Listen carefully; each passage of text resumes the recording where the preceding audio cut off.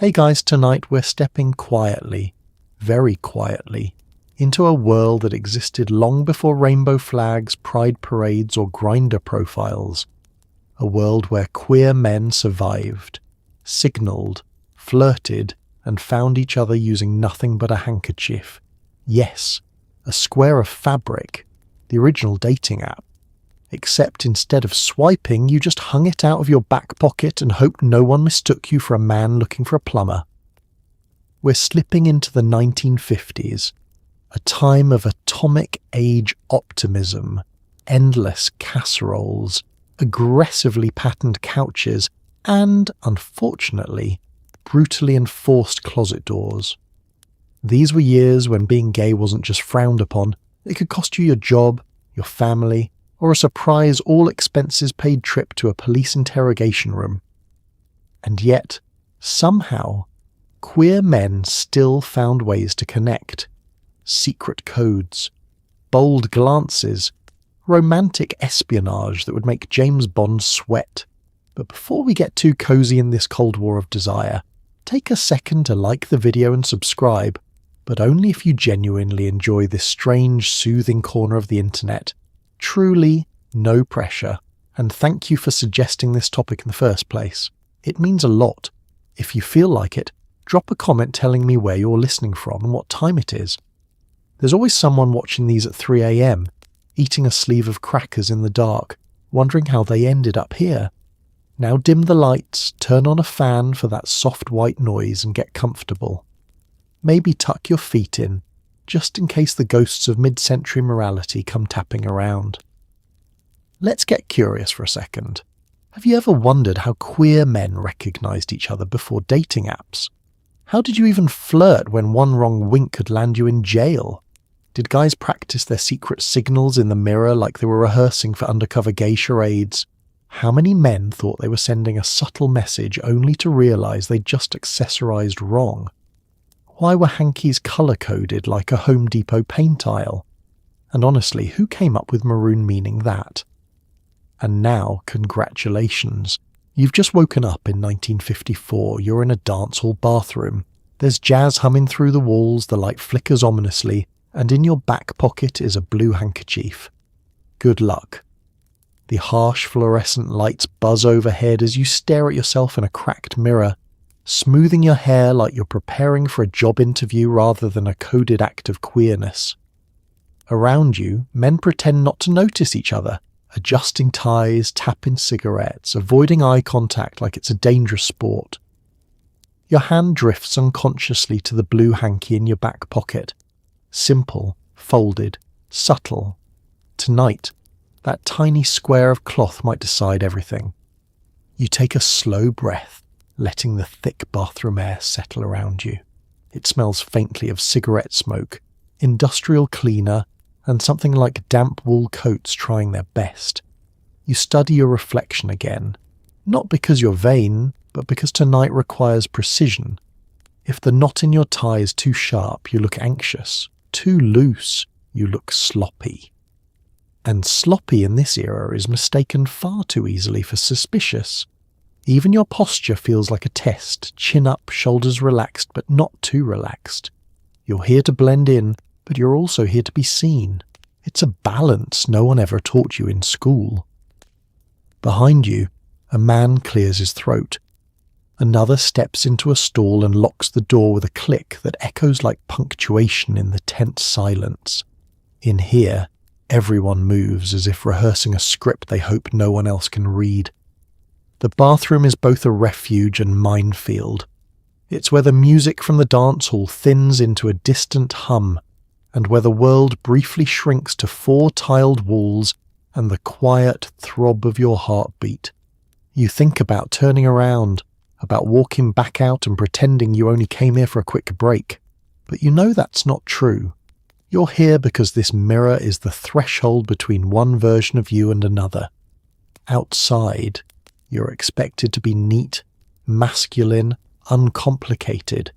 Something the 1950s can file away neatly in its golden little scrapbook. But here, under this flickering light, you're preparing for the possibility of connection. for the tiny miracle of being understood without speaking. A man walks up beside you, his eyes fixed on the sink faucet like it contains stock market secrets. You catch his profile in the mirror, sharp jaw, dark hair, the kind of man who probably also rehearsed standing exactly this casually. He doesn't look at you, but the tension in his shoulders eases when he sees the edge of blue fabric tucked into your pocket. Recognition flickers, not on his face, but in the subtle way he lets out a breath. You don't smile. That would be too much, too soon, too risky. Instead, you pretend to fix your cuff while your mind races. Did he understand? Did you understand? Is this working? The code is supposed to be simple, but nothing feels simple when the stakes are high, and one wrong gesture could ruin your night, or your life. The door creaks open again, and both of you straighten instantly. You watch as the blue hanky man retreats a few steps, glancing around the room with the weary suspicion of someone who has seen too much and trusts too little. You watch as the blue hanky man retreats a half step, just enough to hide intention beneath routine. Everyone in this room is both actor and audience, and danger floats in the air like dust motes caught in fluorescent light. When Greysuit leaves, the silence shifts. The blue hanky man washes his hands slowly, as if giving fate a moment to breathe before taking its next step. He finally meets your eyes, just a flicker, just long enough to ask a question without speaking. It's astonishing how much can be communicated in the half-second of shared exhaustion, shared longing, shared risk. You nod, barely. But in this coded world, barely is enough. He dries his hands, slips out the door and doesn't look back. You give him a 15-second head start, just long enough to keep your night from turning into a headline, then reach for the doorknob. You don't know his name. You don't know if the night will hold anything or nothing at all. But as you step out into the warm hum of music and cigarette smoke, one thing is certain. Tonight, the blue hanky worked. You step into an unassuming 5 and dime store, the kind where old ceiling fans spin lazily and clerks assume everyone is straight unless proven otherwise. You're sweating. Not because it's hot, because you're trying to buy a handkerchief without looking like you're trying to buy a handkerchief. Your fingers skim past polka dots, stripes, paisley patterns, until you quietly pick one up like it's contraband. The cashier nods politely. She has no idea you're buying a key into an entire underground world. The store smells faintly of mothballs and lemon polish, the signature aroma of mid-century capitalism doing its best. A radio crackles somewhere between two stations, just static and half a bar of Sinatra, like even the music is nervous. You force yourself to walk casually down the aisle, pretending to browse the sock section with the calm composure of a man who is definitely not here to discreetly signal his romantic preferences via cotton squares. But your heart is thudding. Each beat feels like it might alert the entire store. Attention shoppers, this man is purchasing a blue hanky. And in 1954 that might as well be a federal announcement. You pick up a random pack of chewing gum to look extra casual. Chewing gum is the universal language of innocence. You even examine a comb, nodding thoughtfully as if evaluating its craftsmanship, before placing it back upside down because you're too distracted to remember how combs work. The hankies hang from a little rotating rack, swaying gently every time someone walks by. You feel like they're judging you, the blue one in particular. Light blue, dark blue, navy. Is this one too bold? Is that one too subtle? If you get it wrong, you don't just look unfashionable, you risk inviting the wrong conversation. Or worse, startling a perfectly straight man in a decade where startled straight men tend to involve police. Your fingers finally graze the fabric again. Soft cotton. Simple stitching. Harmless to anyone who hasn't memorized the code book. You fold it once, twice, and slide it into the items in your hand as if hiding a state secret. The cashier, a woman named Marlene, according to her enamel name tag, gives you a bland, polite smile.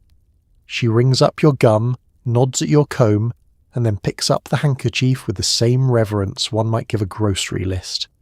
"That'll be 62 cents, she chirps, entirely unaware that your purchase just nudged you one step deeper into queer espionage. You hand her a dollar bill with a shaky confidence that impresses no one, not even yourself. She gives you change without suspicion, without hesitation, without knowing that the tiny square of blue cloth she just wrapped in tissue paper could be interpreted as a full paragraph of your romantic life. You step outside into the warm evening air, the bell above the door jingling with almost mocking cheerfulness. Cars roll past, men in hats stroll by. Somewhere down the block someone is laughing too loudly at a joke you can't hear.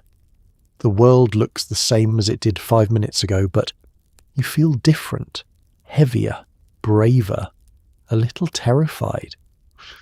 You walk quickly, turning the corner before daring to unwrap the tissue paper and slip the hanky into your pocket. The fabric settles into place like it belongs there, like it's been waiting. You check your reflection in a shop window. Just a man in a suit, nothing suspicious. Yet the blue square peeks out with a quiet defiance. This is the moment you realise how ridiculous and magnificent it all is. Risking your dignity, your job, possibly your life for a coded piece of fabric. But in a world that refuses to let you speak openly, even a square of blue cotton feels like a megaphone. You continue down the sidewalk, heart still pounding, every footstep carrying you closer to the night ahead, closer to possibility, closer to someone else who might notice the colour in your pocket and understand instantly. Tonight, you're not just carrying a handkerchief, you're carrying a message, a hope, a small folded rebellion. You're sitting in a dimly lit diner booth pretending to eat a meatloaf sandwich while your only gay friend whispers explanations like he's teaching you nuclear physics. No, blue doesn't mean that. Light blue means that, he says, glancing nervously over his shoulder. You've never taken notes more carefully in your life, not even in high school algebra, where the stakes were significantly lower and didn't involve accidentally propositioning the wrong man. The diner hums around you, silver coffee pots clinking, a neon sign buzzing faintly, waitresses floating between tables carrying plates of mashed potatoes with the quiet efficiency of women who've seen everything and pretend to see nothing. You grip your fork as if bracing for impact. Your friend, meanwhile, takes a delicate sip of his coffee and continues the lesson with the solemnity of a Sunday school teacher instructing you in forbidden scripture. "Okay," he murmurs. "Yellow means that, but only if it's on the left side. If it's on the right, it means something entirely different. And trust me, you don't want right yellow unless you're extremely flexible and very optimistic." You blink. The code suddenly feels less like a social system and more like trying to defuse a bomb using only vibes. Your friend slides a napkin toward you. On it, he's scribbled a crude chart of colours and meanings, arrows and warnings, circles around the ones you must avoid unless you want to meet someone who has interests. He lowers his voice dramatically, letting that last word linger like a forbidden flavour. You try to focus, but every time the front door jingles, both of you flinch.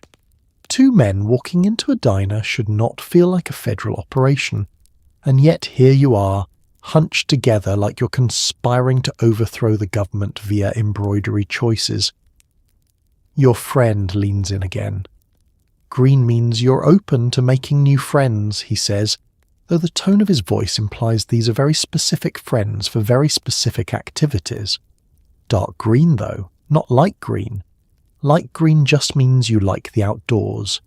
Don't ask me why. You nod, because questioning the logic seems dangerous. The code wasn't invented by one person. It evolved organically like gossip or sourdough starter. Everyone contributed something until it became a living language spoken entirely in fear, fabric, and desperation.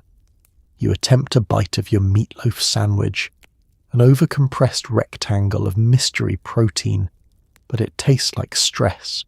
Your friend notices. "Relax," he whispers. "It's not as complicated as it seems.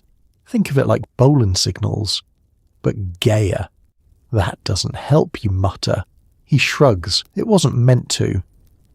You study the napkin again, feeling like you're preparing for an exam no one else will admit exists. The diner's soft clatter becomes the background noise. All your attention narrows to colours and side placement. Blue, yellow, red, green, black, each one carrying a different whisper, a different risk, a different possibility. "Remember," your friend adds, "you don't announce anything. The Hanky does the talking. You just exist nearby and hope someone fluent in Hanky dialect notices you. You try to imagine your Hanky talking. It probably has better social skills than you. Also," he warns gently, "don't stare too long when you're checking someone else's pocket. It looks suspicious. 1 second too long and suddenly everyone assumes you're either FBI or very confused about fashion. You scribble 1 second glance only. Your friend takes the napkin back, folds it neatly, and tucks it into your jacket pocket. "There," he says softly. "Study it in private. Burn it if necessary. And no showing it to straight friends. They'll think we're deranged." You both straighten as the waitress arrives with more coffee. She gives you a polite smile, unaware that the two of you have just engaged in an act of low-level queer espionage over stale diner bread. As she walks away, your friend pats your hand. "You'll get the hang of it," he murmurs. "It's like learning a secret language. Eventually your heart understands it even before your brain does." You exhale slowly, feeling the weight of this new knowledge settle into your bones. It's terrifying, it's thrilling, it's absurd. And as you fold the napkin deeper into your pocket, you realise you're one step closer to belonging. The dance hall hums with saxophones and cigarette smoke, men in suits tapping polished shoes on worn floors. You move through the crowd like you're decoding a minefield, reading tiny signals, tilts of shoulders, lingering glances, the number of seconds someone lets their eyes meet yours. It feels like dancing without ever taking a step. You take another careful stride toward the bar, weaving between couples, co-workers, and men pretending to be out for a perfectly normal, heterosexual night of jazz appreciation. The music is lively enough to disguise the tension, but not quite lively enough to dissolve it. You tighten your grip on your drink, which has been watered down so aggressively it qualifies as a hydration strategy. The lighting is dim in all the right ways. Shadows cling to the corners like shy guests. A rotating fan on the ceiling squeaks in protest every 7 seconds, sounding like it's trying to warn you. Don't stare too long. Don't stand too close. Don't accidentally look like you're having feelings. You're working from an internal rulebook tonight, one compiled entirely through rumour, instinct, and that one gay friend who showed you the Hanky chart like it was classified intelligence. Rule 1. 2 seconds of eye contact is politeness. 3 seconds is interest. 4 seconds is either a proposition or a death wish, depending on the man. Across the room, is he signalling? Someone brushes against your shoulder. Softly, deliberately. You turn, heart inching toward your throat. The man who touched you keeps walking, but his hand lingers behind him for a fraction of a second too long. A subtle invitation, a question shaped like a gesture. If this were another era, one with apps, rainbows and health insurance, you might simply walk up to him and say hello. But in 1954, hello could be an act of bravery or stupidity. Sometimes both. You let the moment breathe. He turns slightly, giving you the briefest profile glance, a soft lift of his brow, a half smile that vanishes before it can be incriminating. It's absurd how tiny these signals are, how delicate, how easily missed, like trying to flirt using only Morse code and deeply repressed breathing. Still, there's a rhythm to all of it, a choreography. You move a little closer, not enough to alarm, just enough to answer back. Conversation isn't necessary. The exchange happens in micro-expressions and the angle of your shoulder. The music swells, masking the quiet hum of fear beneath your ribs. A man near the stage laughs too loudly, startling everyone. A group of suits at a nearby table shift uncomfortably. The spell breaks for a moment, the room remembering its dangers. You hold your drink a little tighter, but then the man with the almost smile nods once, slow and small. It's the kind of nod that says, "We see each other. We understand the steps. It's permission, or at least possibility." You breathe out slowly, letting the tension slide off your shoulders just enough to move again. You follow the current of the room, its eyes, its shadows, its subtle choreography, and drift toward him with the quiet confidence of someone learning to speak a language made entirely of glances. Tonight, the dance isn't on the floor, it's in the spaces between people, in the pauses, in the courage to meet someone's eyes for 1 second longer than the world allows. You're sipping watery gin from a foggy glass when a man across the room catches your eye. Your stomach drops. Is he one of us? Or is he one of them? His expression is unreadable, the kind that could turn into a smile or an accusation. This is the 1950s. Eye contact is practically a legal liability. You freeze mid-sip, the gin hovering somewhere between your lips and your poor life decisions. The man's gaze lingers for a fraction of a second too long, just enough for your heart to thump like it's trying to alert the entire building. You suddenly become acutely aware of the geometry of your face. Are you smiling accidentally? Are you frowning? Are you doing that thing where your eyebrows make you look suspiciously interested in the wallpaper behind him? The worst part is that you can't even look away naturally. In the 1950s, avoiding eye contact too quickly is also suspicious. Everything is suspicious. Drinking is suspicious. Breathing is suspicious. Existing in a bar with slightly foggy windows, highly suspicious. You settle for a slow, casual glance at your drink, as if the diluted gin has suddenly become riveting. Your heart keeps chiming panic signals like a telegraph operator on his worst day. You can almost hear it. Is he friendly? Stop. Or will he call the police? Stop. A waiter passes between you and the man, momentarily blocking the view, and you exhale in relief. But the moment the waiter steps aside, the man is still looking, still unreadable. His eyebrows don't help, they're resting in that terrible neutral position that can imply anything from polite curiosity to, "I'm about to report you to the authorities." You attempt to decode him the way you've practiced. Slight head tilt means interest. Tight jaw means threat. Leaning forward means very bold comrade or very nosy stranger, but he's giving you nothing. He's essentially a human beige wall. A few feet away, a group of straight men laugh too loudly, clapping each other on the back with the aggressive exuberance of men who never worry about things like accidental flirtation leading to imprisonment.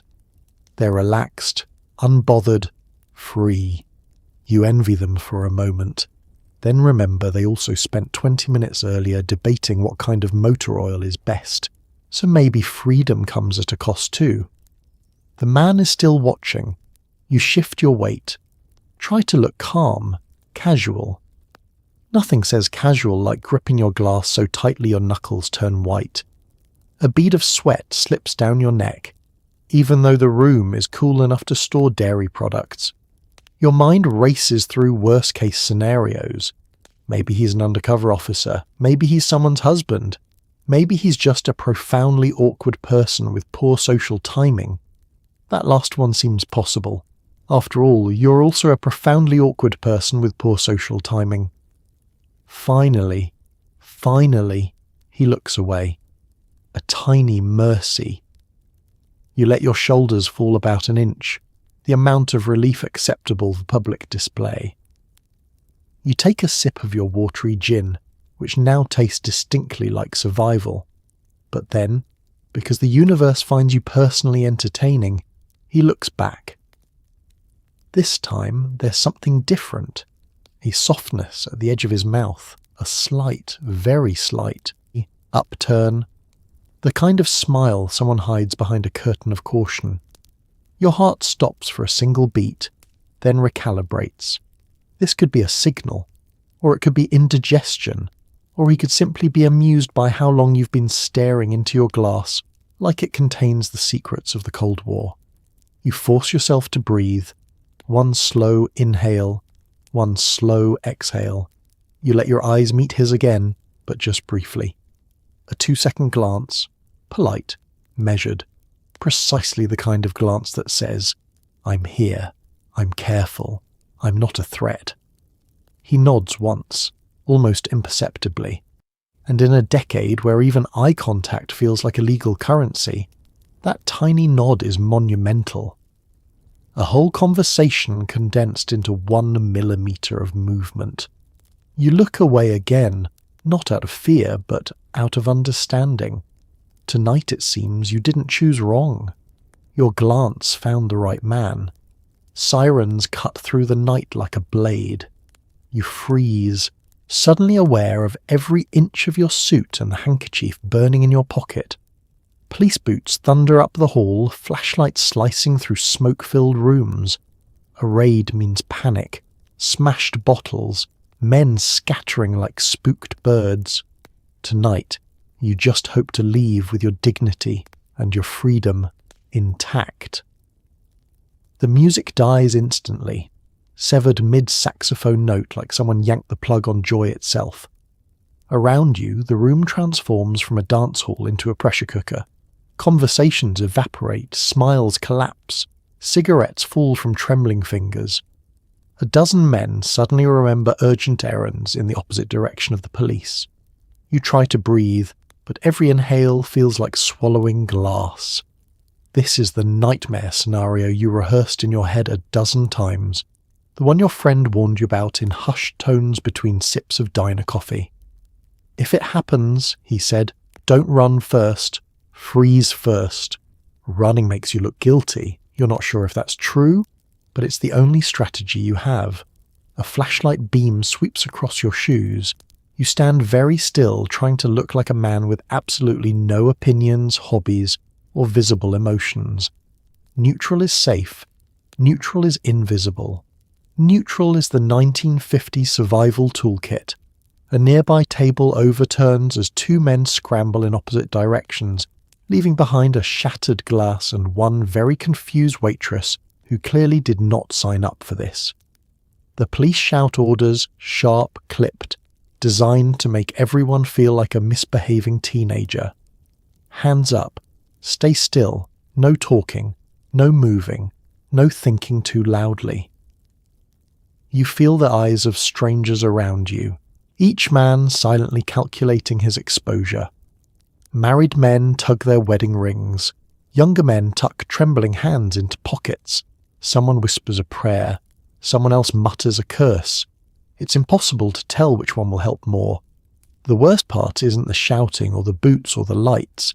The worst part is the shame the officers try to manufacture, like simply being here, simply wanting connection, somehow makes you a criminal, as if loneliness itself were illegal.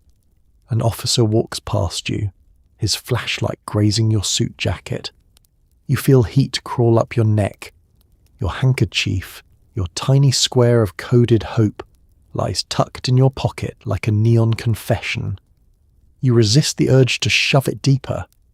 Movement is dangerous. Movement is guilt. The officer pauses, looks at you, really looks. You brace yourself so hard your spine might crack. But then he moves on, uninterested, or maybe just tired. You don't know which possibility frightens you more. A man near the bar is not so lucky. 2 officers drag him forward, accusing him of something vague and cruel, something he denies in a trembling voice. You want to help him. You want to do anything. But you stand still because this is the 1950s and survival is a quiet, lonely thing. The raid continues, chaotic, humiliating, swift. IDs are collected, names jotted down, futures threatened with a few strokes of a pen. Some men are marched outside.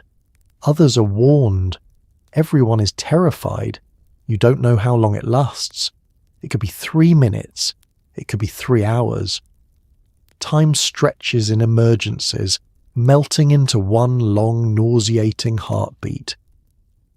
Finally, officers begin to leave. Not because justice has been served, but because they've flexed power, rattled cages, and taken whoever they wanted. The silence afterward feels heavier than the shouting did. People begin to breathe again, slowly, shakily, like newborn deer relearning gravity. Men straighten their ties, retrieve fallen hats, pretend they weren't crying. You pull your hand away from your pocket, realizing you had been gripping your jacket so tightly the fabric left imprints on your fingers. You survived. Again. And in the dim, smoky aftermath as the jukebox restarts timidly and conversations bloom back to life like bruised flowers, you understand why raids never stop queer people from gathering.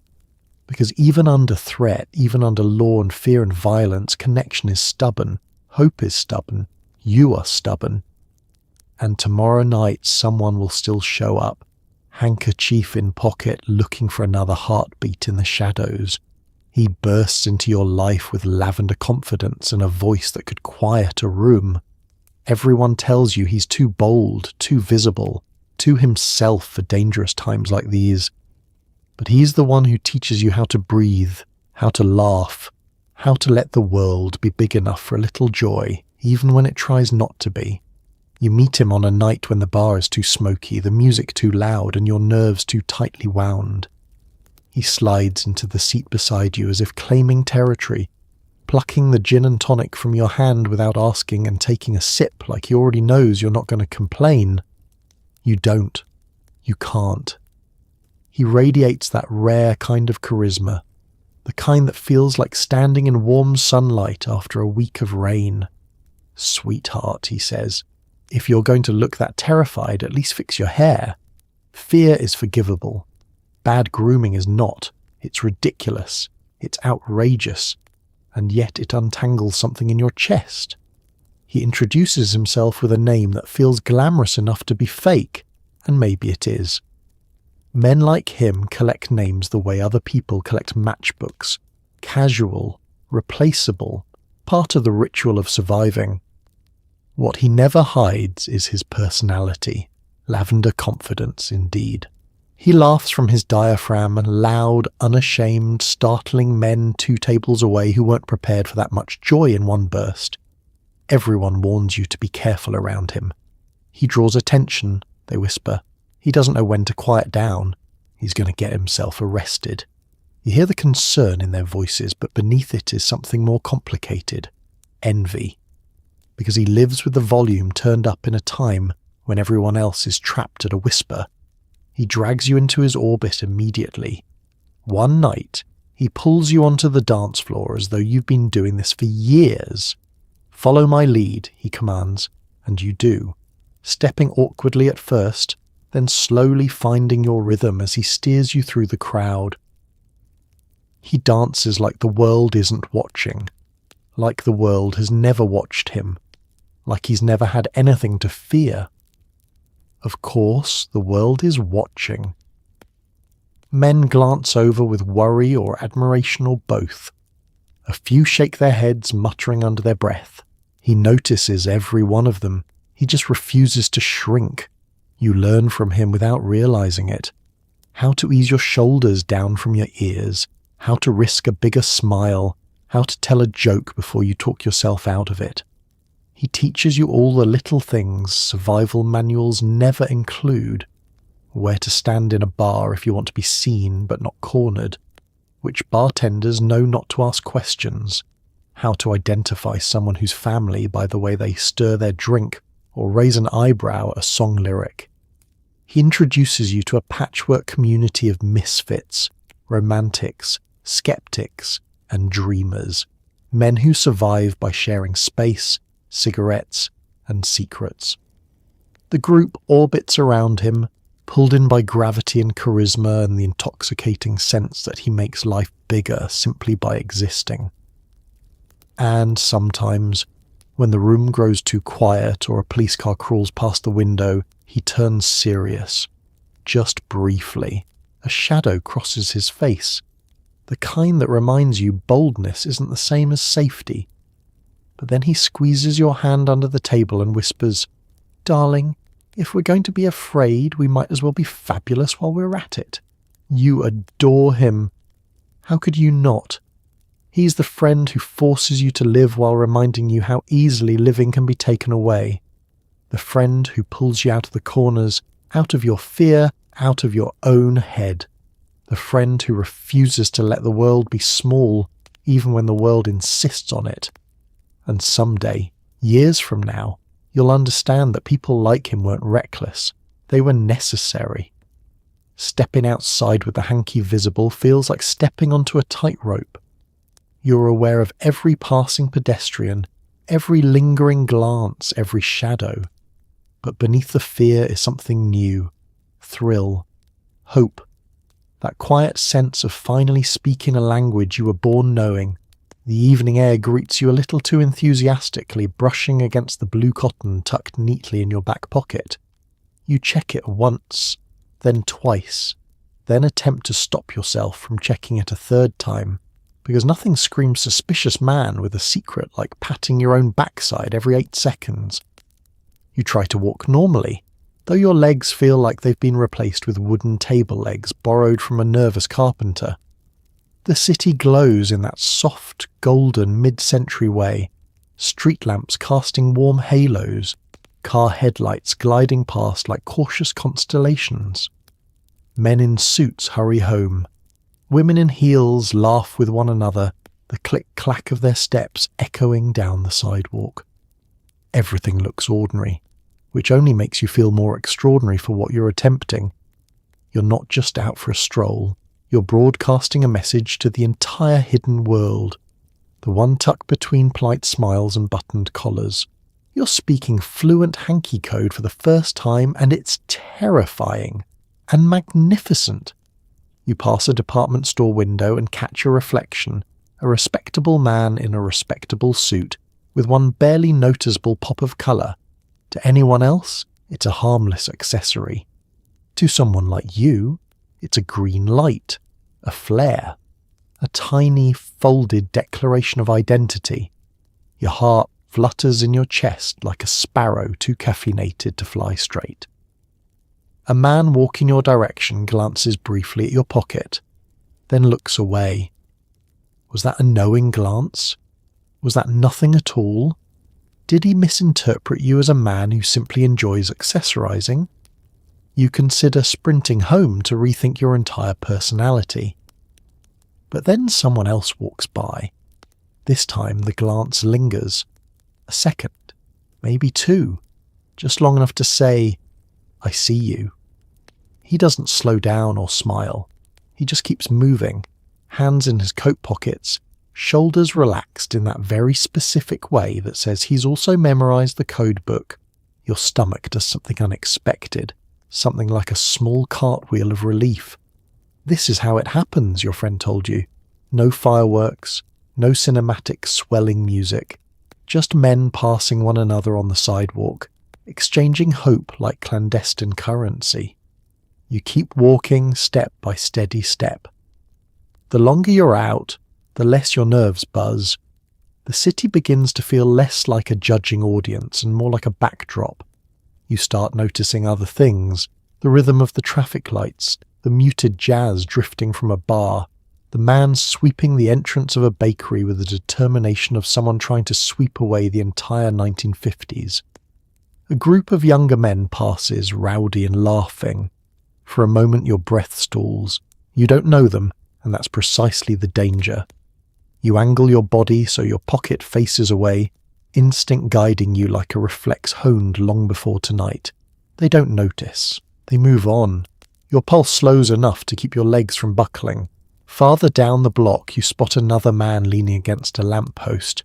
He's handsome in an effortless way, the kind of handsome that probably causes small disruptions in the space-time continuum. He glances down at your pocket, then up at you. There's no mistaking it this time, the recognition is clear. He gives the tiniest nod, just that, nothing more. But the nod carries the entire weight of forbidden understanding, of shared risk, of two men trying to navigate a labyrinth in the dark. You walk past him, not stopping, not speaking. That's not how this works, not yet. But your steps feel different now, lighter, braver, like you've joined a secret parade only visible to those who know how to look. Tonight you wore the hanky in public for the first time, and the world didn't end. Something else began. You enter a dim tavern where everyone pretends it's an ordinary bar. The bartender never asks, the customers never tell. Yet in the low hum of the jukebox, coded glances pass like secret telegrams. To the untrained eye, it's just a smoky room, but to you, it's a sanctuary. The first thing you notice is the lighting. It's not dim in an atmospheric way, like a place trying to be romantic. It's dim in the, we screwed in a 20-watt bulb because brighter would be dangerous way. Everything is washed in shades of amber and shadow. The smoke hangs heavy in the air, swirling lazily toward the ceiling vents that haven't worked since the Truman administration. It's the kind of room where your lungs quietly file complaints, but your heart feels oddly at home. You step inside with the same care one might use entering a church or a crime scene. It's a careful reverence, a quiet acknowledgement that this place is built on fragile trust, and even more fragile anonymity. The bartender nods at you with the subtlety of a man who's expertly practiced the art of pretending he doesn't recognize you while absolutely recognizing you. Rule 1. Never greet anyone like you know them. Even if you've danced with them in a crowded kitchen, even if you've held their hand in the dark.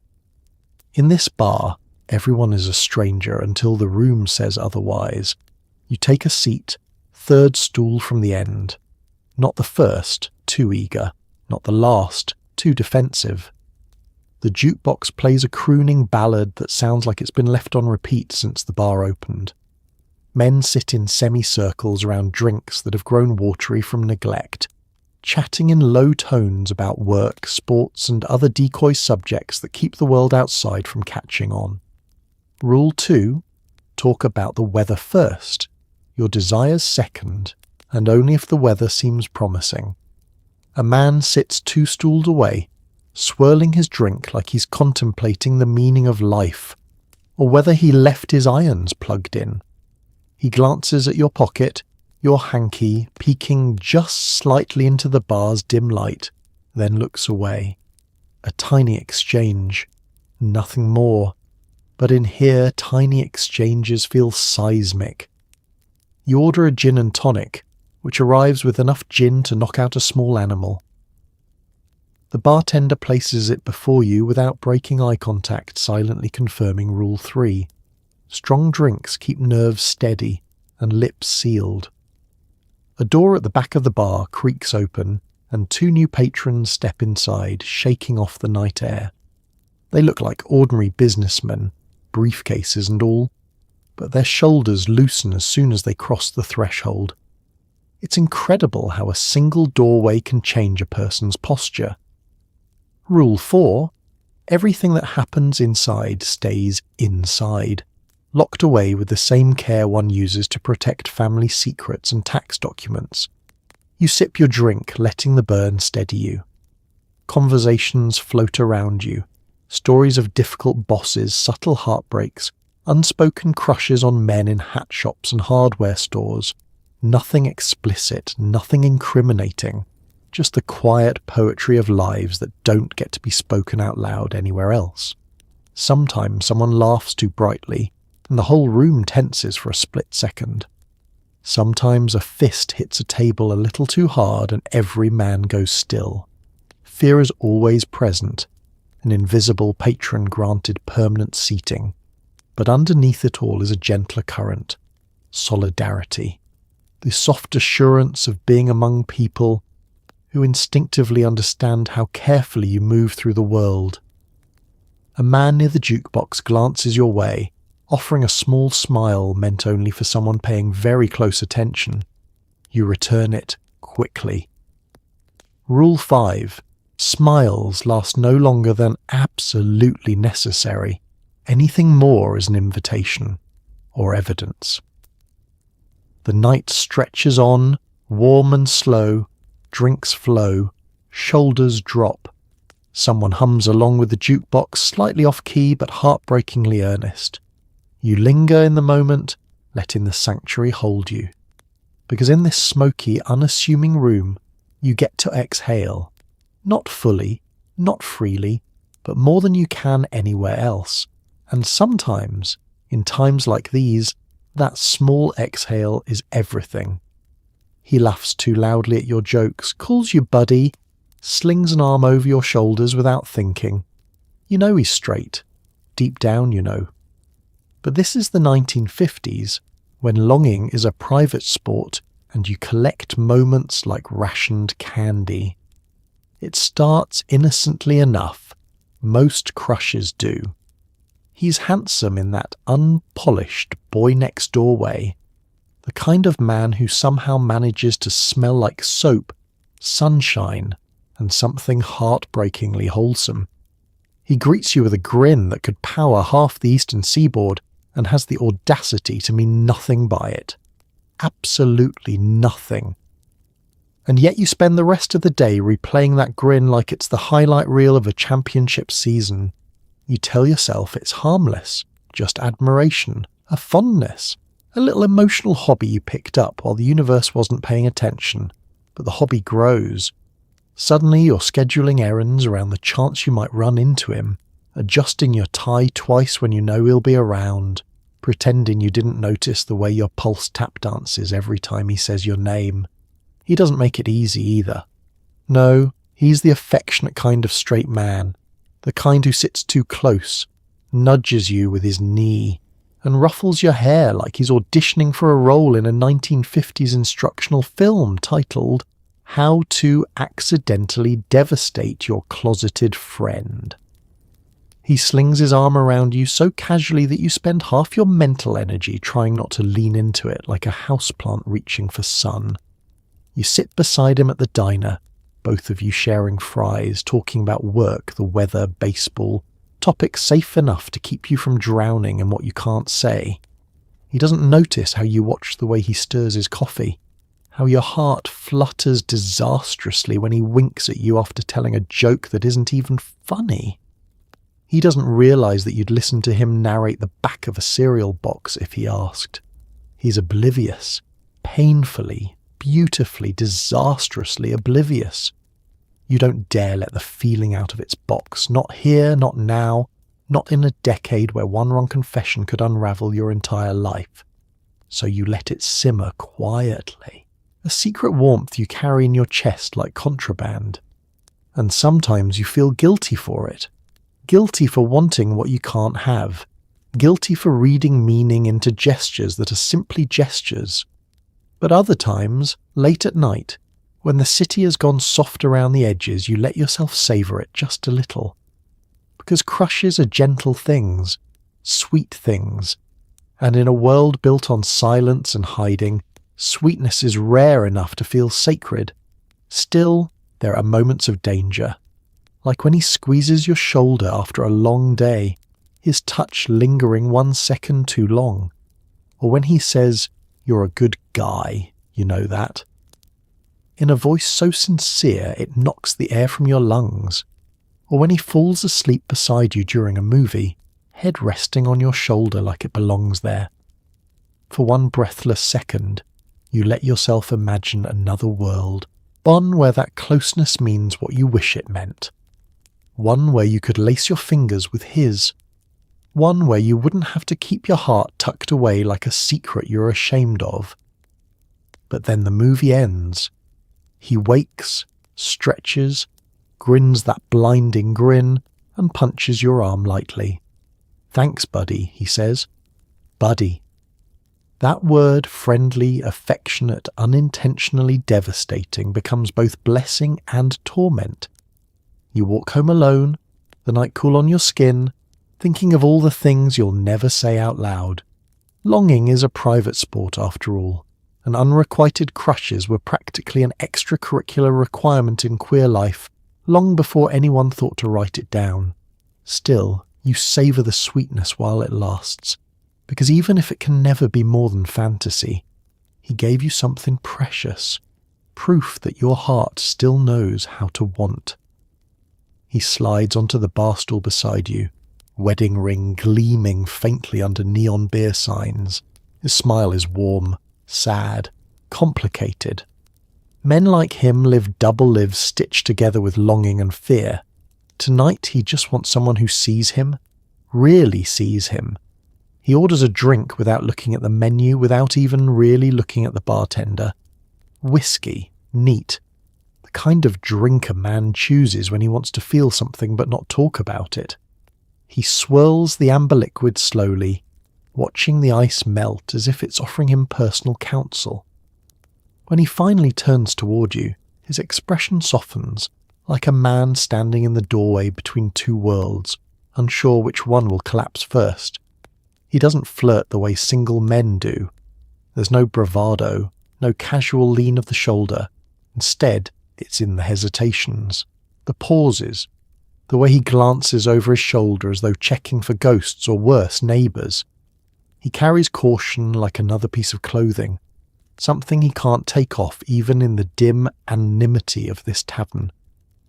"You come here often?" he asks, wincing at his own cliché.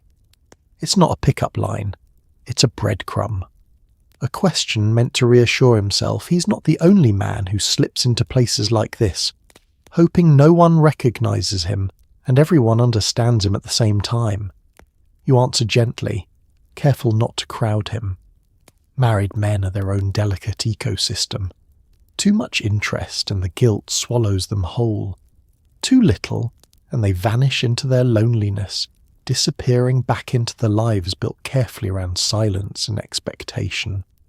He tells you his name, or maybe the version of his name he uses here. He talks about his job, his house, the way his wife is a good woman, a kind woman, someone who deserves more than his fractured devotion. You nod, letting him spill enough truth to ease the ache without tipping into confession, because that's the unwritten rule with men like him. You are not here to fix him. You are here to witness him. He taps his wedding ring on the bar, a quiet, rhythmic reminder of the boundaries he can't cross even while hoping to.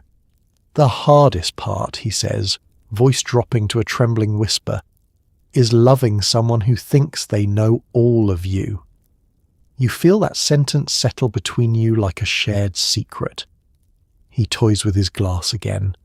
The bar is warm, noisy, smoky, but around him there's a pocket of stillness, the kind of emotional gravity that pulls you into his orbit. He tells you about moments, fleeting glances in locker rooms, an innocent hand on his shoulder that meant too much, a friend's laugh that haunted him for years. "I thought I'd grow out of it," he admits. "Turns out you don't grow out of yourself." There's longing written across his features, but it's threaded with resignation. He isn't here for fulfillment, he's here for recognition. For a few hours where he can breathe without performing the life handed to him by family, church, society, and a world that refuses to imagine men like him existing without shame. When he finally flirts, it is quiet and devastating. "You have kind eyes," he murmurs, almost embarrassed. "Haven't seen that in a while." He pulls back immediately, checking the door again. Fear flashes across his face. Fear of being seen, fear of not being seen enough, fear of every possible future. You offer a small, steady smile, the kind that neither demands nor promises, only acknowledges. A safe smile. The night drifts on. He finishes his whiskey slowly, savouring every second of borrowed freedom. When he stands to leave, he doesn't touch you, doesn't say more than a gentle goodbye. But his eyes linger, grateful, wistful, apologetic. He steps back into the world that owns him. And you are left with the bittersweet truth of the 1950s. Sometimes the most intimate moments happen with people who can never stay. You slip through a front door into a perfectly normal living room, picture frames, floral sofas, wholesome wallpaper. But down the hall, behind a curtain, the party transforms. Music softens, laughter loosens, men dance closer than the law allows. In here, the world briefly remembers how to be kind. You linger in the doorway a moment, letting your eyes adjust to the dimmer glow. The living room behind you still hums with the respectable chaos of a straight gathering. Loud greetings, strained small talk, someone telling a story that is about 40% exaggeration, 30% casserole related, and 100% safe for polite society. But on this side of the curtain, everything feels different. Warmer, deeper, electric in the quietest possible way. The air smells faintly of cologne and cigarette smoke, but also lavender, like someone spritzed the room with hope disguised as perfume. A record spins on a small turntable. Nothing too suspicious, just a slow jazz number, but the way the men here move to it is unmistakable, deliberate, careful, tender in ways the outside world would punish. The curtain behind you sways shut, separating two universes by a few inches of cotton. A man hands you a drink with a conspiratorial smile, the kind shared between soldiers in the same trench. First time, he asks softly. You nod, and he pats your shoulder in welcome. No fanfare, no ceremony, just a quiet acknowledgement that finding this room, this whole hidden world, is an accomplishment in itself. You drift deeper into the party. Men sit on armrests and low tables talking in clusters. Laughter floats through the air without restraint, free of the tightness people carry in the daylight. You see two men sharing a cigarette, their fingers brushing in a way that would be considered trivial at any straight party, but here feels almost revolutionary. Someone dims the lamps further. The room ripples with soft embers of anticipation. A couple begins to sway in the corner, slow, unhurried dancing, chest to chest, eyes closed, their foreheads almost touching. It's nothing extravagant, nothing bold, and yet it feels like witnessing the kind of intimacy history books always forget to mention. You watch them, your heart settling into a strangely peaceful ache, a reminder that this kind of love, gentle, ordinary, human, is exactly what the outside world insists you shouldn't have. A man beside you nudges your elbow. It's always the dancing that gets people, he whispers. You both know why. Touch is a luxury most queer men haven't been allowed to afford, not openly, not safely. So moments like this become holy. Another man approaches the pair dancing and jokingly complains, "Leave room for the Holy Ghost," earning a round of soft laughter. Someone mutters, "Honey, the Holy Ghost can take a number like everyone else." More laughter, warm, shared, effortless. This is what freedom looks like in 1954. Not marches or parades, but a small room behind a curtain, filled with men who know how to dim the lights and dim their fear just long enough to remember themselves. You wander toward the kitchen for a refill. The counters there are lined with bowls of snacks, pretzels, olives, peanuts that taste slightly of the jar. Someone has arranged a platter of sandwiches in perfect little triangles, and you can't help but smile. Even rebellion requires refreshments. In the corner, a group of men debates which movie star definitely likes men. The conversation is at once scandalous and extremely intellectual, like a gossip column attended a graduate seminar.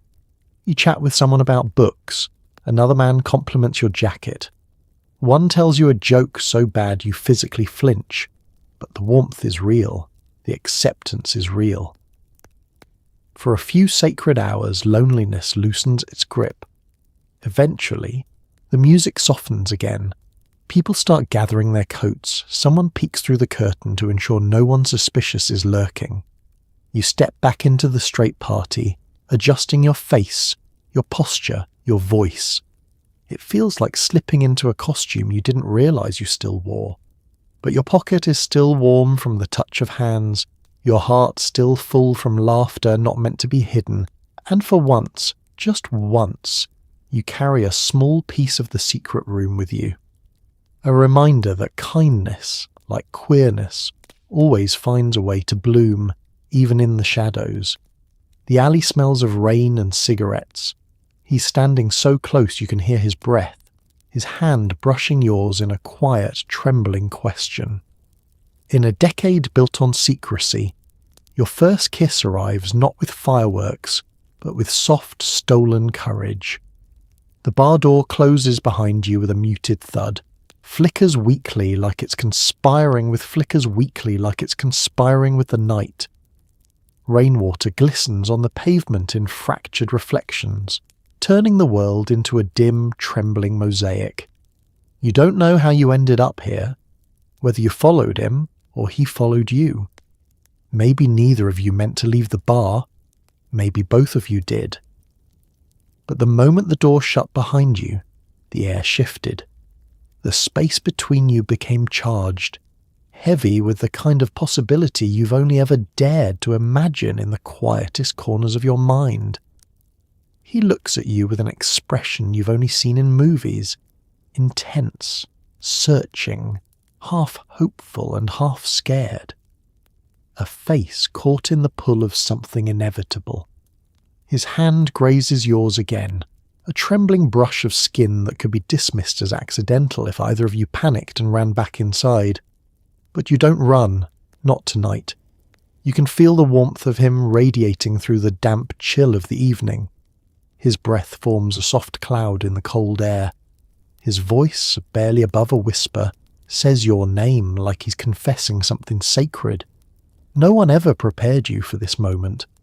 There were no school dances, no hand-holding under bleachers, no teenage practice crushes you could claim openly.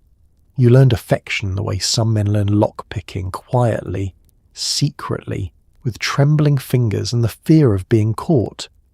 He swallows, eyes darting briefly toward the mouth of the alley, always checking, always afraid. You both know what's at stake in this city, in this decade, in this life.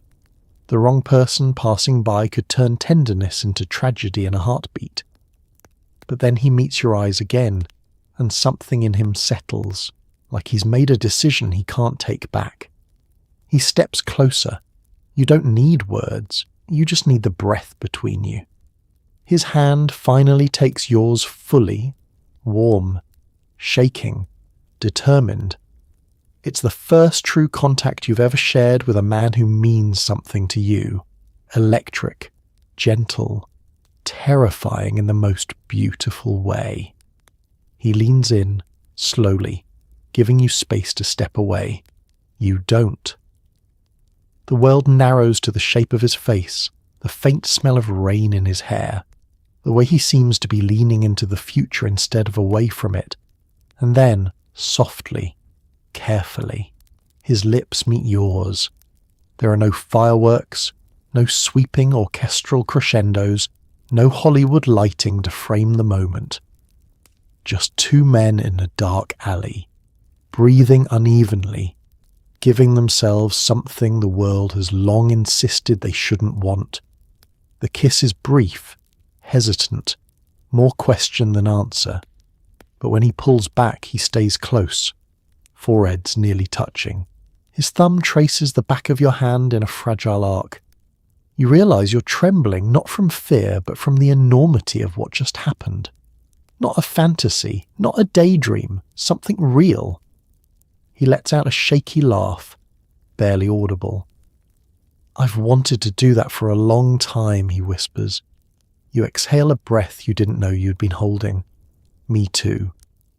For a moment, the alley becomes a universe unto itself. Quiet, safe, suspended in time. The kind of moment memory revisits again and again, smoothing its edges until it glows. Eventually you separate, not because you want to, but because danger never sleeps in this era. The bar door opens again, flooding the alley with light, and you both instinctively step apart.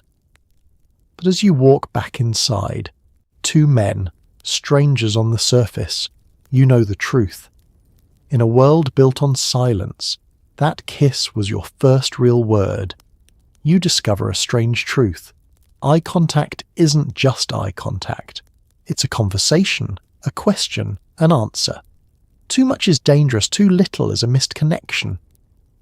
In the 1950s, attraction requires geometry, physics, and the composure of a monk.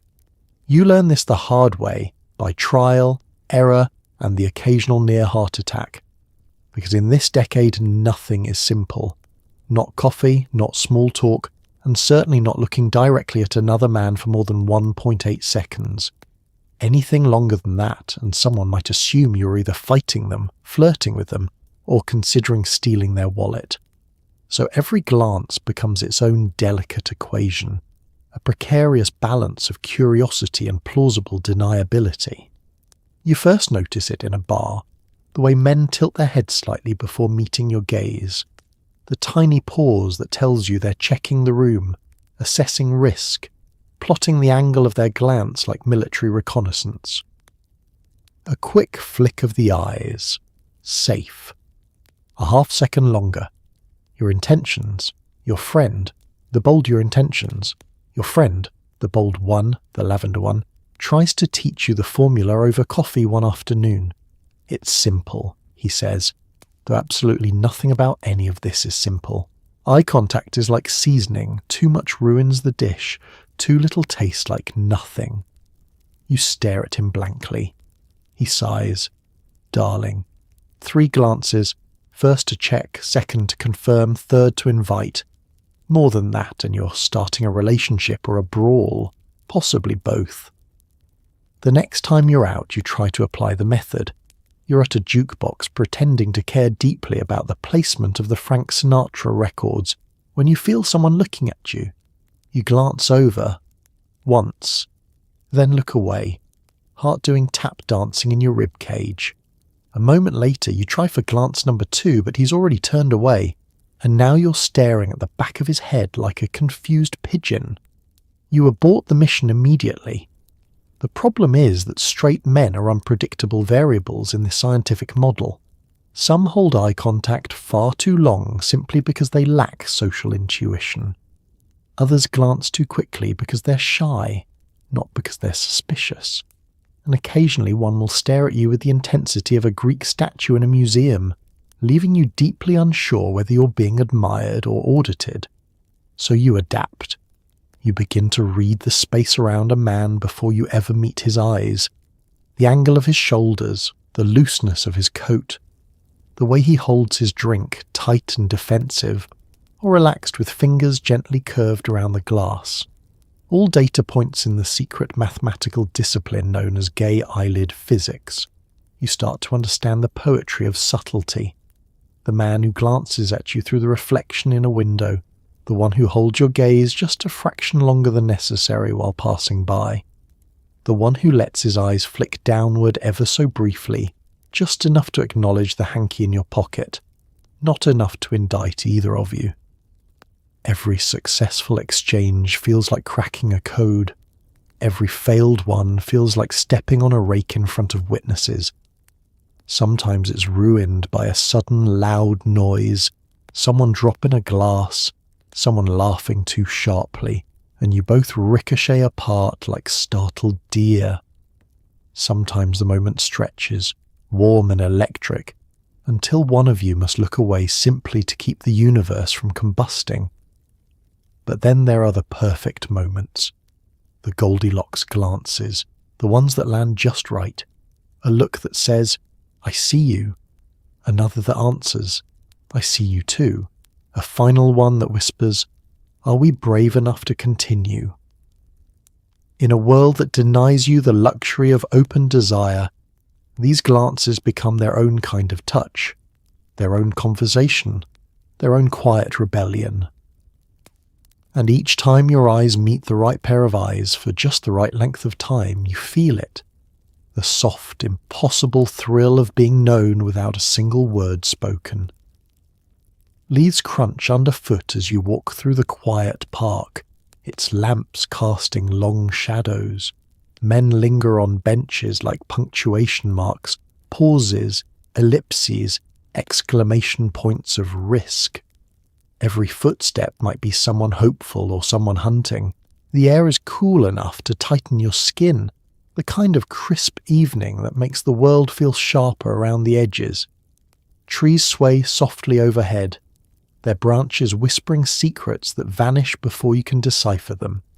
At this hour, the park becomes a different place entirely, no longer the daytime playground of families and picnickers, but a nocturnal stage where coded longing and danger perform in tandem.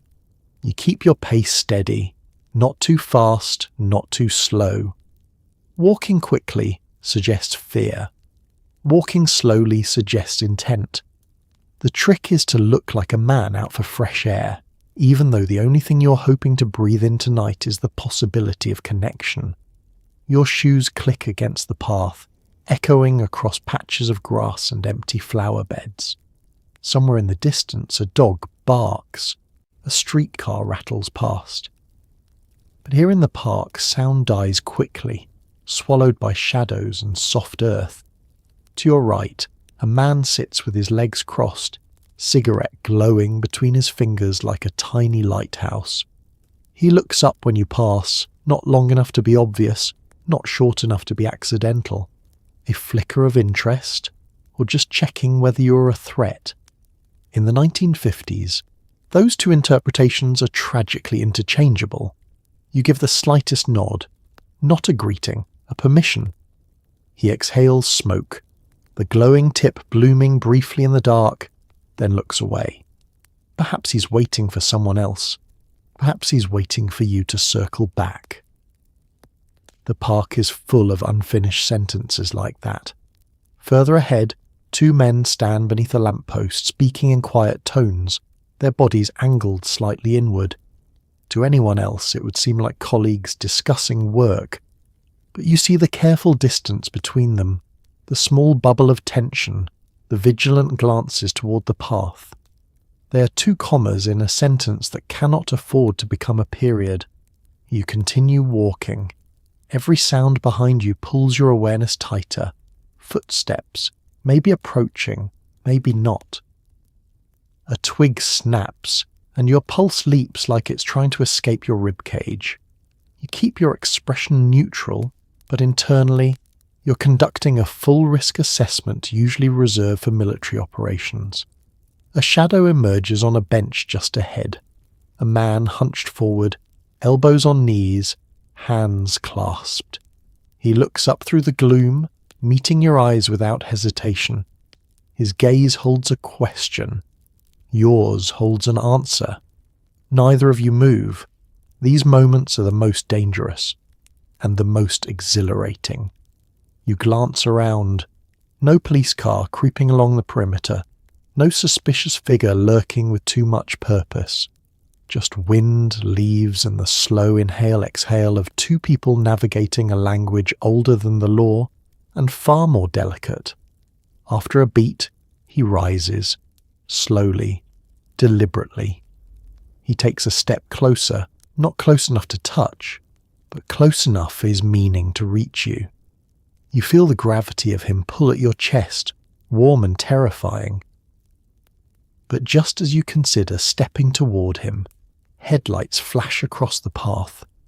A police patrol car crawls by on the road above the hill, its engine humming like a warning. Instantly the spell breaks. The man steps back. You both turn in opposite directions, walking away with practiced calm. This is how the night works. Hope punctuated by fear, opportunity interrupted by survival. You loop around a side path, heart drumming steadily again. The park feels quieter now, softer. A man walks past you, hands in pockets, humming faintly. Another sits on a bench pretending to read a newspaper, despite the fact that it is far too dark to read anything but his own fear. You understand them, all of them, because you are one of them. Navigating this park is not about finding love or even romance. It's about finding proof. Proof that you're not alone. Proof that others move through the world with the same secret weight, the same ache, the same spark of hope. And as you leave the park, fading back into the glow of street lamps and civilization, you carry that proof with you like a small, flickering lantern against the dark. He's magnetic without meaning to be, the type who orders a drink like he invented gin. You watch the way he carries himself, bold, steady, unafraid, and wonder if someday you'll walk through a room like you belong in it too.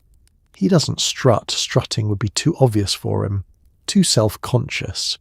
Instead, he moves with the kind of ease people only develop when the world has never successfully taught them to shrink. He claims space the way other men claim coat racks, casually, instinctively, with no awareness of how revolutionary it looks from the outside. You don't know his name at first, you just know his presence. He steps up to the bar, raps his knuckles once on the counter and says, "Evening," in a voice that sounds like it comes with its own spotlight. The bartender smiles before he even asks for his drink. People nearby shift, making room without making it obvious they're making room. Confidence has gravity. He has an entire orbit. You notice the way he leans, elbow propped, one foot angled slightly outward, posture relaxed but alert. It's a pose that says, "I dare you to misinterpret me. But I'm not here to cause trouble." A delicate balance, the kind only a few men in this decade manage to pull off. You watch him because you want to understand the alchemy. How does he do it? How does he move through a world that punishes visibility without dimming even an inch of his light? He catches you looking. For a terrifying second, you're sure he'll think you're staring too long, but he just smiles, an easy, knowing smile that feels like he's handing you permission to breathe. "New here?" he asks. You nod, embarrassed at being so transparent. He chuckles softly, takes a sip of his drink and waves a dismissive hand. "Don't apologize." Everyone starts out small. Confidence grows like everything else. Messy at first. You want to ask him how he learned it, how he became himself. But he keeps talking, weaving stories about places he's lived, bars he's stumbled into, friends he's made along the way. Nothing dramatic, nothing reckless, just a world slightly larger than the one you know. And the strange part? He never says a single inspirational line. He never instructs you on how to stand or walk or be. Yet with every word he opens a little door in your mind, one labelled possible. As the night goes on, you see how other men react to him. Not with envy, but with something like relief. His confidence gives them permission to straighten a little, laugh a little louder, linger in the room instead of shrinking in its corners. He is, unintentionally, a lighthouse for men who didn't know they were lost. When he laughs, and he laughs often, it's generous. It fills the room without demanding anything in return. You feel your shoulders relax, like your body is learning from him even if your brain hasn't caught up yet. At one point he clinks his glass gently against yours. "You look less nervous now," he says. "Good. Nerves attract the wrong people. Another lesson. Casual. Essential." Later, you both step outside for a breath of night air. The street glows under a string of weak street lamps, and he lights a cigarette with the effortless flair of a movie star. You ask how he stays so calm. He exhales a slow plume of smoke and shrugs. "I'm not calm. I'm just tired of hiding. There's a difference. The truth of it settles deep in your ribs." He finishes his cigarette, bids you good night with a warm squeeze to your shoulder, and disappears down the block, his silhouette steady and sure. You watch him go, realizing something profound. Confidence doesn't always arrive in grand speeches or heroic acts. Sometimes it walks into a bar, laughs like it has nothing to fear, and shows you without trying that you're allowed to take up space too. And for the first time, you feel a small spark of that same steadiness flicker inside you. Your shoes click softly on the pavement as you glance over your shoulder. Was that man behind you there a moment ago? The paranoia is cold and persistent, an unwelcome companion in a world where being seen in the wrong place can unravel everything.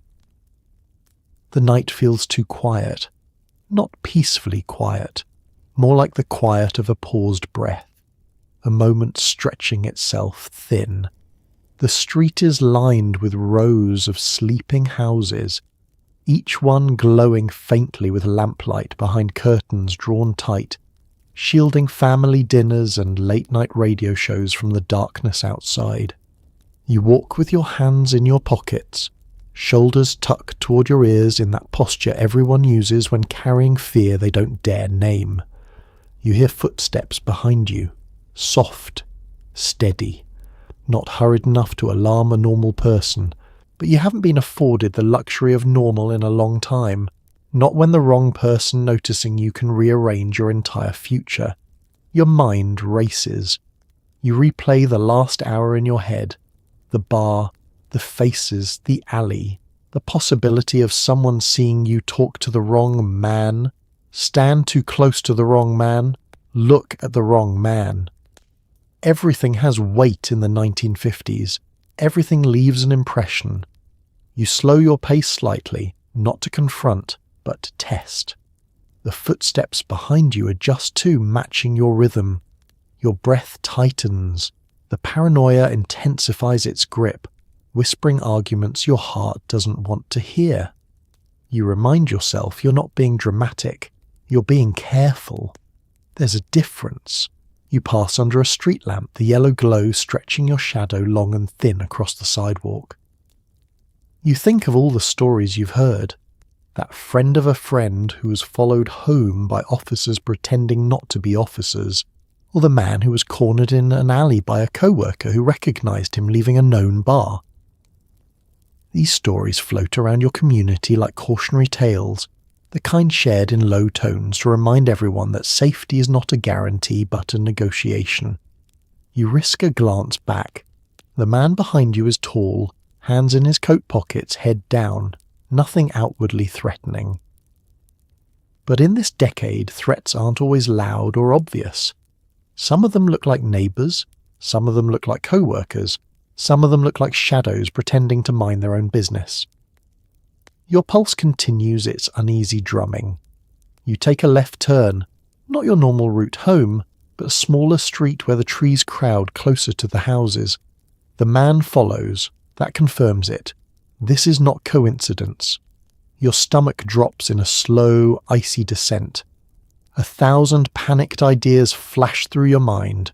Walk faster, walk slower, confront him, hide, run, pretend you forgot something. All of them feel reckless, all of them feel necessary. Then, mercifully, another idea emerges, one your community has perfected. The decoy move. You approach a house, any house, and march confidently toward its front steps as though you live there. You pull out your keys the way an actor pulls out props, hoping the performance sells. You pray to whatever forces govern the night that the actual homeowners aren't watching television by the window. Behind you, the footsteps pause. You pretend to fumble for the lock, inserting your key into the non-existent keyhole and humming in a casual domestic way. You wait. The air is thick with suspense. You can practically hear your heart ricocheting inside your ribs like a loose marble. Finally, after several unbearable seconds, the footsteps continue, past you, down the street, fading into nothing. You keep up the strut another moment before stepping away from the door and letting out a breath so heavy it nearly folds you in half. Your shoulders slump, relief washes over you, Not in a gentle wave, but in a crashing flood. You're safe. This time. Tonight. You continue walking, but slower now. Lighter. The fear doesn't vanish, but it loosens its grip, settling into the background the way all fear eventually does for people forced to live with it daily. Tonight, you were followed, but you also saved yourself. And in a decade where survival is often quiet and lonely and invisible, that small victory feels enormous. Someone smoking on the porch, their face half hidden by moonlight. You sit beside him, sharing quiet breaths and stories meant only for nighttime. For a moment the world feels gentle, like it remembers how to let two men exist beside each other without fear. The boards creak softly beneath your weight as you settle in beside him, their low groan blending with the hum of crickets in the yard. The air carries the faint sweetness of summer grass and the sharper bite of tobacco smoke. He exhales a slow plume upward, watching it dissolve into the night sky, as though the stars might answer the questions he can't say out loud. Neither of you talks at first. Silence is easier, safer. The porch feels like a borderland between danger and possibility, close enough to hear laughter from the party inside, far enough to escape its rules. You lean your elbows on your knees, watching the moonlight spill across the wooden rail in thin silver ribbons. He taps ash off the edge of the porch. "I thought you left," he murmurs. You shake your head. Needed some air.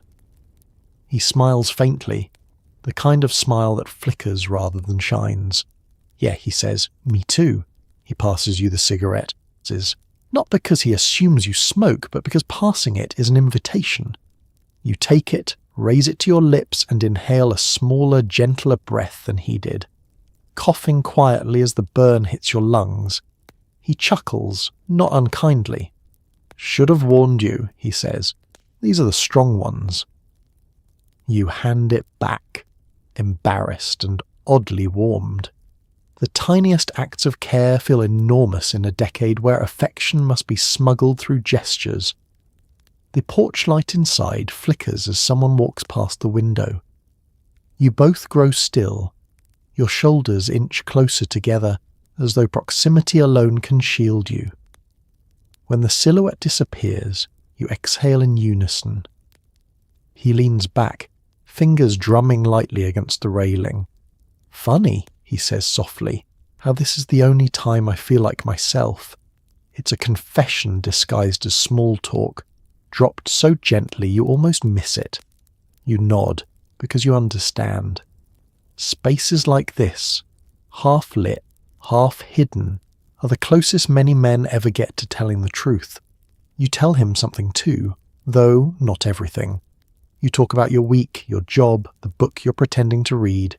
He listens like your words matter, not because of what you're saying, but because it's you saying them. In the daylight he's guarded, cheerful, polite, distant. Out here under the moon he softens like bread pulled fresh from the oven. At one point your hands brush on the railing. Not dramatically, not deliberately. Just one of those tiny impossibilities the world tries its best to forbid. The contact sends a warm, surprising tremor through you. He doesn't move his hand away. Neither do you. He glances at you, eyes searching. "I wish," he begins, then stops, swallowing the rest of the sentence. Wishes are dangerous. They imply longing. Longing implies truth. Truth implies risk. But he doesn't need to finish. You understand anyway. You wish too. A breeze sweeps across the porch, lifting a strand of his hair. His profile in the moonlight looks almost peaceful, like the troubles of the world have taken a coffee break. He gives you the cigarette again, not watching your hand this time, but watching your face. Trust in its smallest form. Inside, the music shifts. Someone changes the record. Laughter spills from the living room. Glasses clink. But none of it touches this quiet bubble. Out here, time moves differently. Slower. Kinder. He stubs out the cigarette and folds his arms on the railing. "Thanks," he says. It's unclear what he's thanking you for, the company, the silence, the courage to sit here beside him, but you nod anyway. Midnight deepens, crickets hum on, a dog barks somewhere far off. And for a moment, the world does indeed feel gentle. 2 men on a porch, 2 breaths in sync, 2 hearts beating softly in a world that rarely makes room for softness. And that tenderness, brief, hidden, precious, stays with you long after the night ends. The next day his seat at the diner is empty, his coffee cup untouched. No one talks about it, not because they don't care, but because talking makes things dangerous. There's only silence, and a hollow ache where your friend should be. The bell above the diner door jingles with its usual cheerful insistence, a sound that feels almost cruel in contrast to the weight settling over your shoulders. The morning smells the same, burnt toast, frying bacon, old coffee brewing in a machine that has definitely seen the war, but everything else feels wrong. Off balance, as if the room has lost one of its essential notes. You slide into the booth you always share with him. The vinyl seat sighs under your weight, almost as if it remembers him too. Across from you, his side of the table is painfully neat. His silverware sits untouched. His water glass beads condensation that runs in slow trails down its side. It's eerie how absence can feel louder than presence. The waitress approaches with a soft smile that doesn't reach her eyes. "Just you today?" she asks, voice fragile around the edges. You nod. She doesn't ask where he is. She doesn't need to. Everyone who comes to this diner knows what last night was. Everyone heard the sirens. Everyone saw the newsboys shouting headlines about immorality raids and vice. Everyone knows that names, once printed, don't unprint themselves. She pours your coffee and rests her hand briefly on your shoulder. Just a second of human contact, offered carefully, the way people in your world offer condolences without drawing attention. The other men in the diner avoid your gaze, not out of coldness, but out of fear. If they meet your eyes, you'll both be tempted to speak, and speech is dangerous when the police have long memories and newspapers have sharp teeth. You stare at the empty booth and remember him as vividly as if he were sitting across from you. How he always drummed his fingers on the table while thinking. How he used too much sugar in his coffee. How he could turn a tense room into a soft one with a single joke. He had one of those laughs that made you feel like you'd been let in on something wonderful. And now he's gone. Not forever, you hope, but gone in all the ways that matter today. You try not to imagine where he is at this very moment. Whether he's sitting in a holding cell, coat rumpled, eyes tired. Whether he had to call someone to pick him up and explain. Whether the officers recognised him from somewhere. The possibilities sit heavy in your stomach. Outside, a car honks. Someone laughs too loudly. Life continues, indifferent to the men it knocks down along the way. A new customer walks in and hesitates slightly when he sees the empty booth beside you, the one everyone knows your friend filled. He chooses a seat far away. Safety through distance. That is the unspoken rule. The silence stretches across the diner like a second skin. Every clink of silverware feels sharper. Every sip of coffee feels slow and ceremonial. You want to talk about him.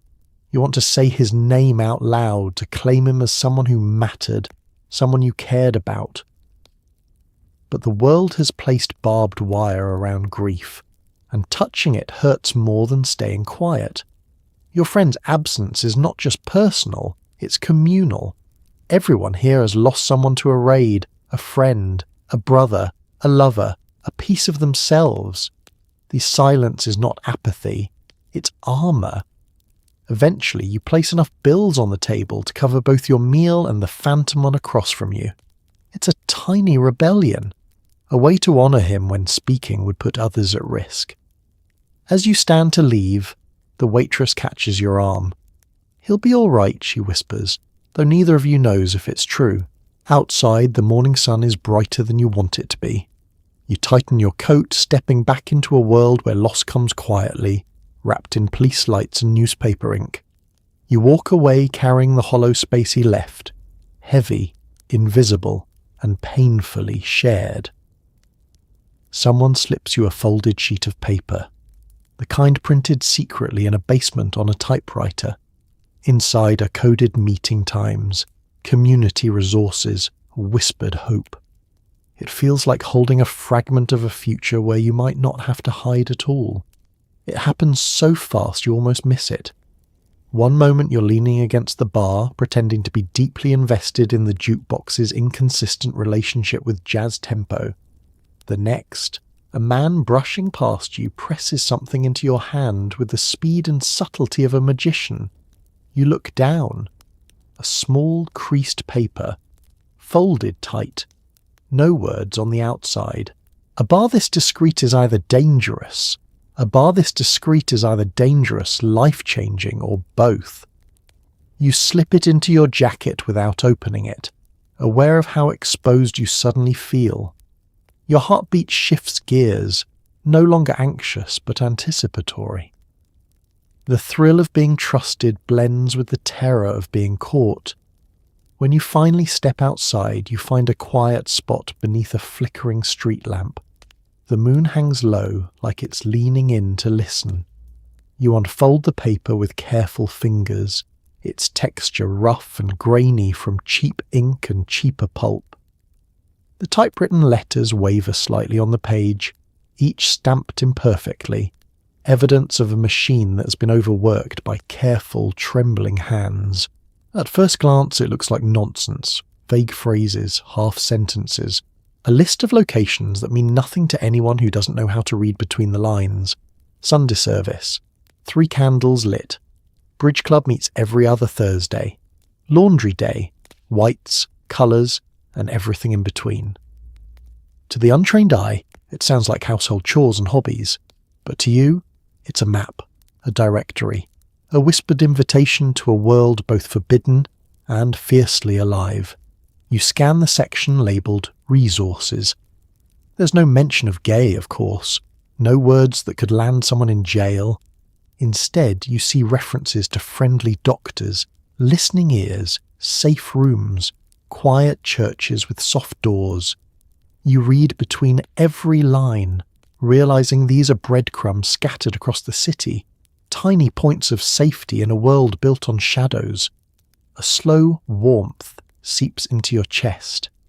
This is more than just a newsletter, it's proof. Proof that others are out there creating ways to help men like you survive. Proof that community exists even when it must stay hidden. Proof that you're not wandering alone in the dark.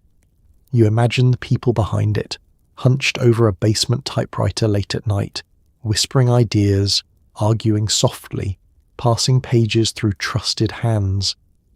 A network built on risk, love, necessity. A resistance disguised as stationery. You fold the paper again and slip it back into your jacket, the weight of it comforting against your heart. As you walk, you feel something brighten inside, not loudly, not dramatically, but with steady heat, like embers catching. You think about the future the newsletter hints at, a world where gatherings aren't secret, where love isn't coded, where men don't need underground maps to find companionship or kindness. You picture yourself older, freer, laughing in sunlight instead of bar shadows. For now, though, you're still here, in a decade that demands silence. But your silence feels different. It's no longer hollow. It's filled with the murmurs of a community rising, planning, daring to imagine. A breeze lifts the edge of your collar. The city hums around you, indifferent and enormous. But you feel steadier, braver, tethered suddenly to unseen hands and whispered names and meeting times written in code. Tonight, you didn't just receive a piece of paper. You received hope disguised as typography, a future disguised as a fold, and the first real sign that the world you dream of might one day open its doors wide enough for you to walk through without fear. The bathroom is dim, the tile cool under your palms as you lean against the wall. Conversations here are half whispers, half dares. Someone taps a rhythm on the doorframe that only certain men recognize. It's a place where the world shrinks to a few feverish, fragile moments. The hum of the bar beyond the door is muffled to a soft vibration, like the pulse of a sleeping beast. Here, inside this cramped, dimly lit room, the air is thick with humidity and caution. A single fluorescent bulb flickers overhead, casting everyone in a pale, ghost-like sheen. The mirror is too fogged to reflect anything useful. A mercy, really, because no one wants to confront their face when adrenaline is rewriting their features. You steady your breath, palms pressed to the cool tile. It anchors you, reminds you that this is real, not some anxious nightmare where every shadow holds a consequence. The bathroom smells faintly of industrial cleaner, cigarette smoke, and something like fear diluted in steam. A man at the sink glances at you through the mirror's haze. Not directly, never directly. His eyes skim you like someone reading a headline they can't be caught holding.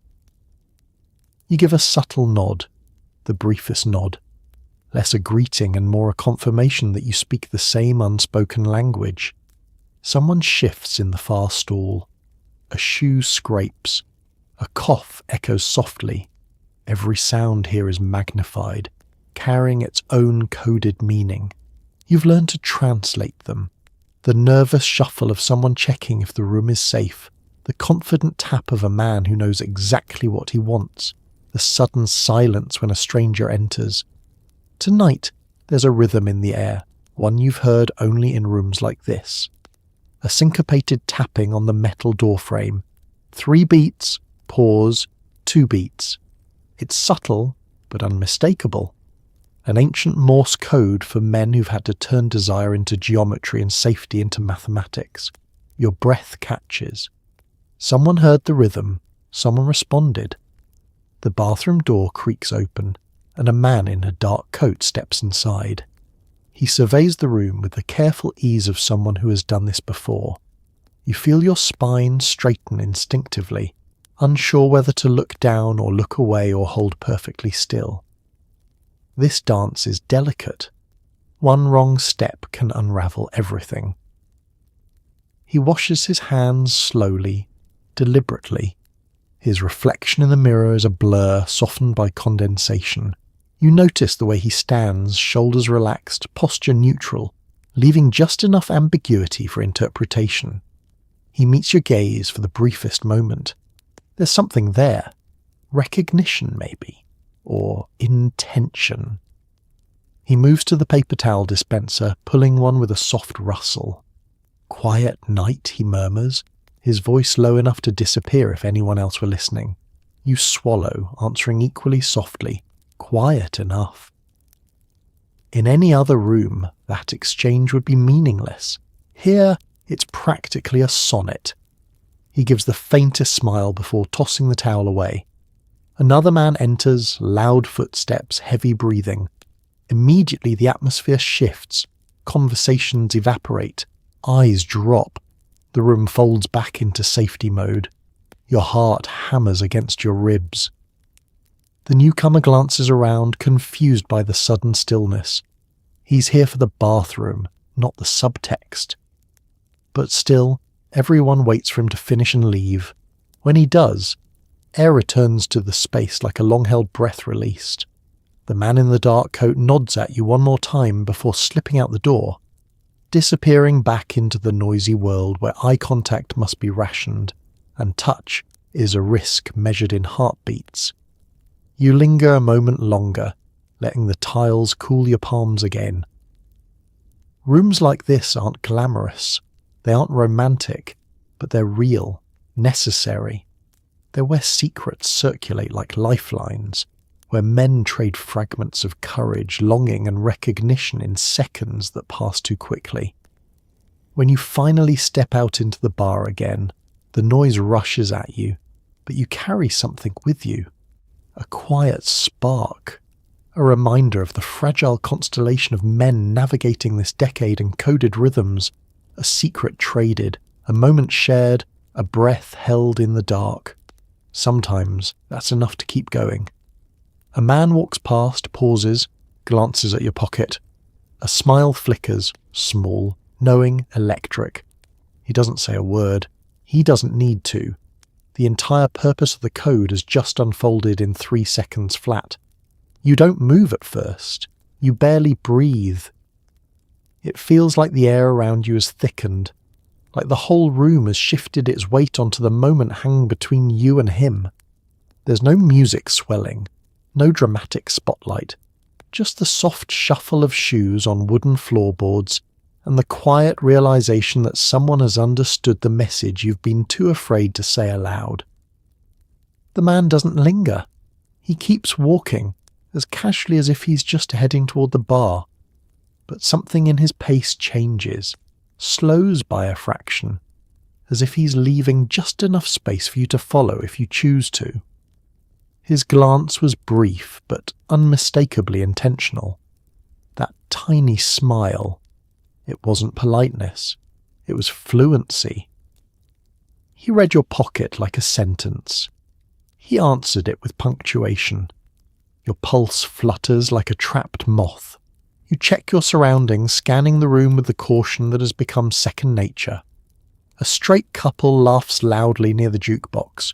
2 men play cards in a corner, faces unreadable. A bartender wipes a counter with normal human indifference. Nothing seems suspicious. Nothing calls attention. And yet the moment feels so charged you're convinced someone must have noticed it. But no one has. That is the strange magic of the Hanky code, obvious only to those who know how to look. You take a slow sip of your drink, trying to steady your hand. You feel the fabric in your pocket like a brand, warm and impossibly present. It's such a small thing, a square of cotton, but tonight it has turned into a doorway.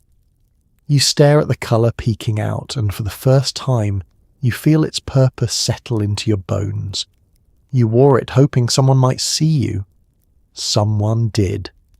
The man pauses near the hallway that leads to the back patio.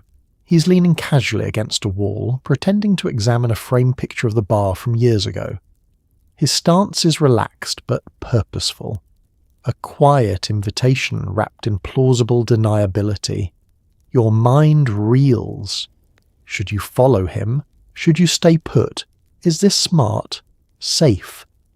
You replay the moment, his glance, his smile, the way his body shifted as he walked away. Nothing about it felt threatening. Everything about it felt intentional. Still, the 1950s have trained you to second-guess every instinct except fear. You reach into your pocket and adjust the hanky slightly, making it a touch more visible. It's not boldness exactly, more like cautious bravery. A signal back. The smallest whisper of "I saw you see me." He notices. Even from across the room you see his posture change. A subtle lift of his chin. A softening around his shoulders. His eyes meet yours again just for a heartbeat, and somehow, within that single beat, a conversation unfolds. "You're safe with me." "Are you sure?" "I wouldn't have smiled if I wasn't." You slip off your bar stool, heart thudding with the gentle panic of a first step taken too quickly, but your feet keep moving, past the laughing couple, past the man smoking by the door, past the bartender who doesn't even glance up. Each step closes the space between you and him, and the distance shrinks like a secret stitched shut. When you finally reach him, he doesn't speak. He simply shifts his weight so you can stand beside him as naturally as 2 men admiring a dusty photograph.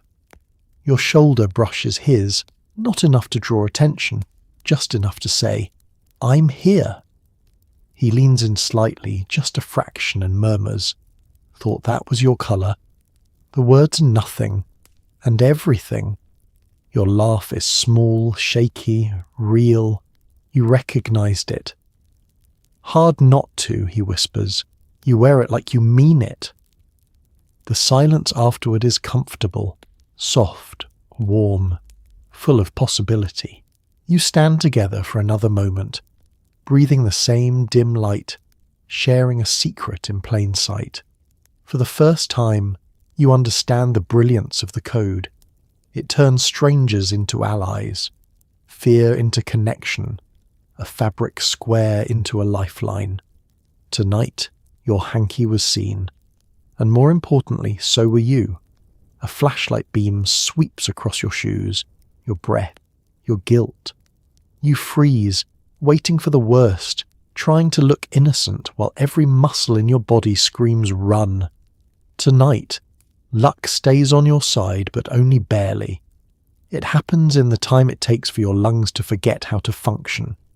1 minute you're slipping down a dim hallway behind the bar, just a quiet detour, a moment of privacy, nothing unusual.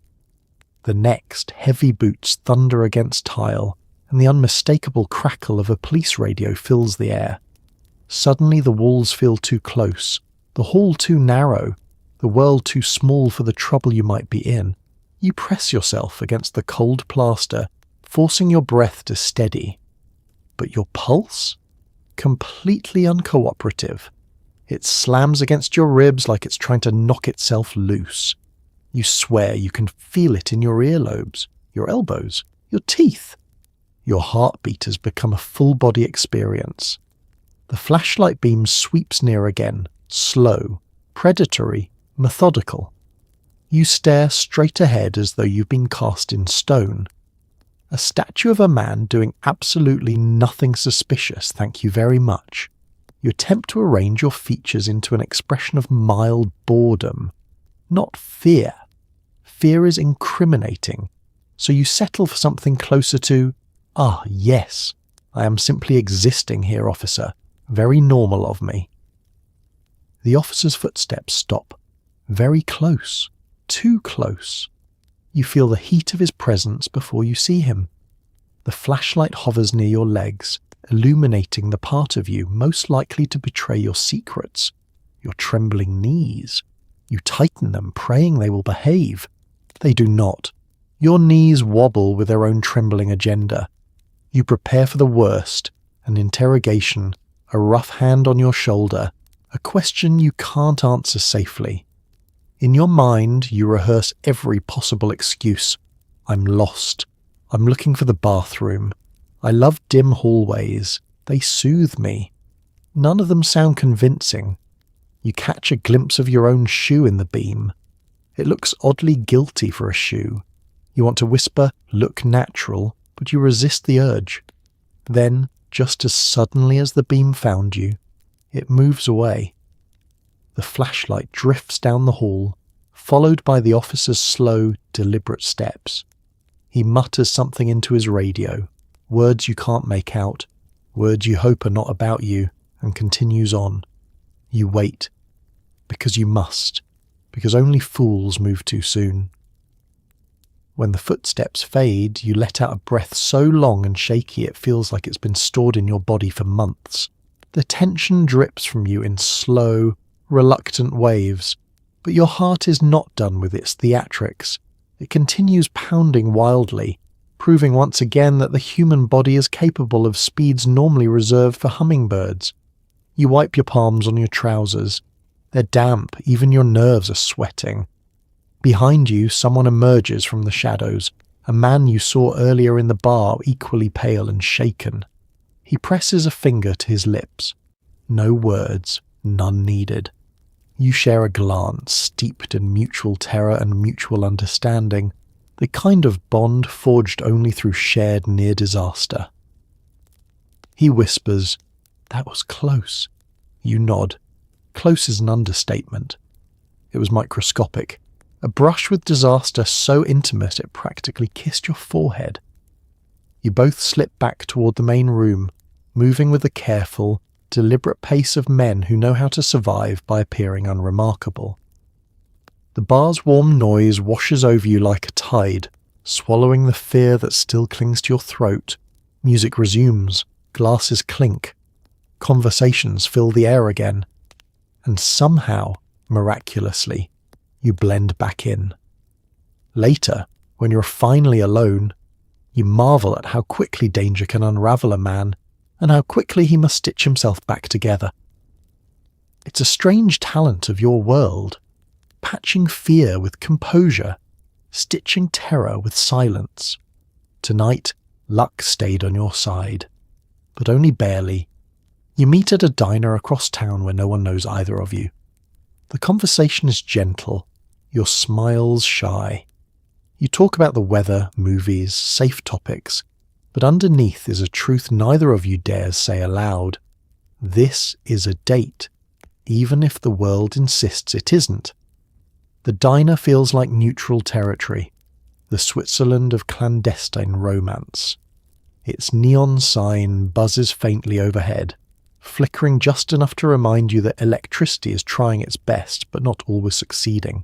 Inside, the air smells of warm syrup, burnt coffee, and the faint hope that maybe, just maybe, something good can happen here.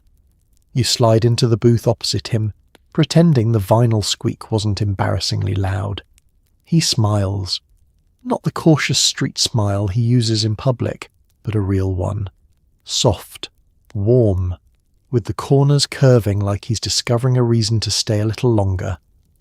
A waitress appears with 2 laminated menus and the tired patience of a woman who has seen absolutely everything, including 2 very nervous men pretending to be here for friendly conversation and not the emotional equivalent of walking a tightrope in a hurricane.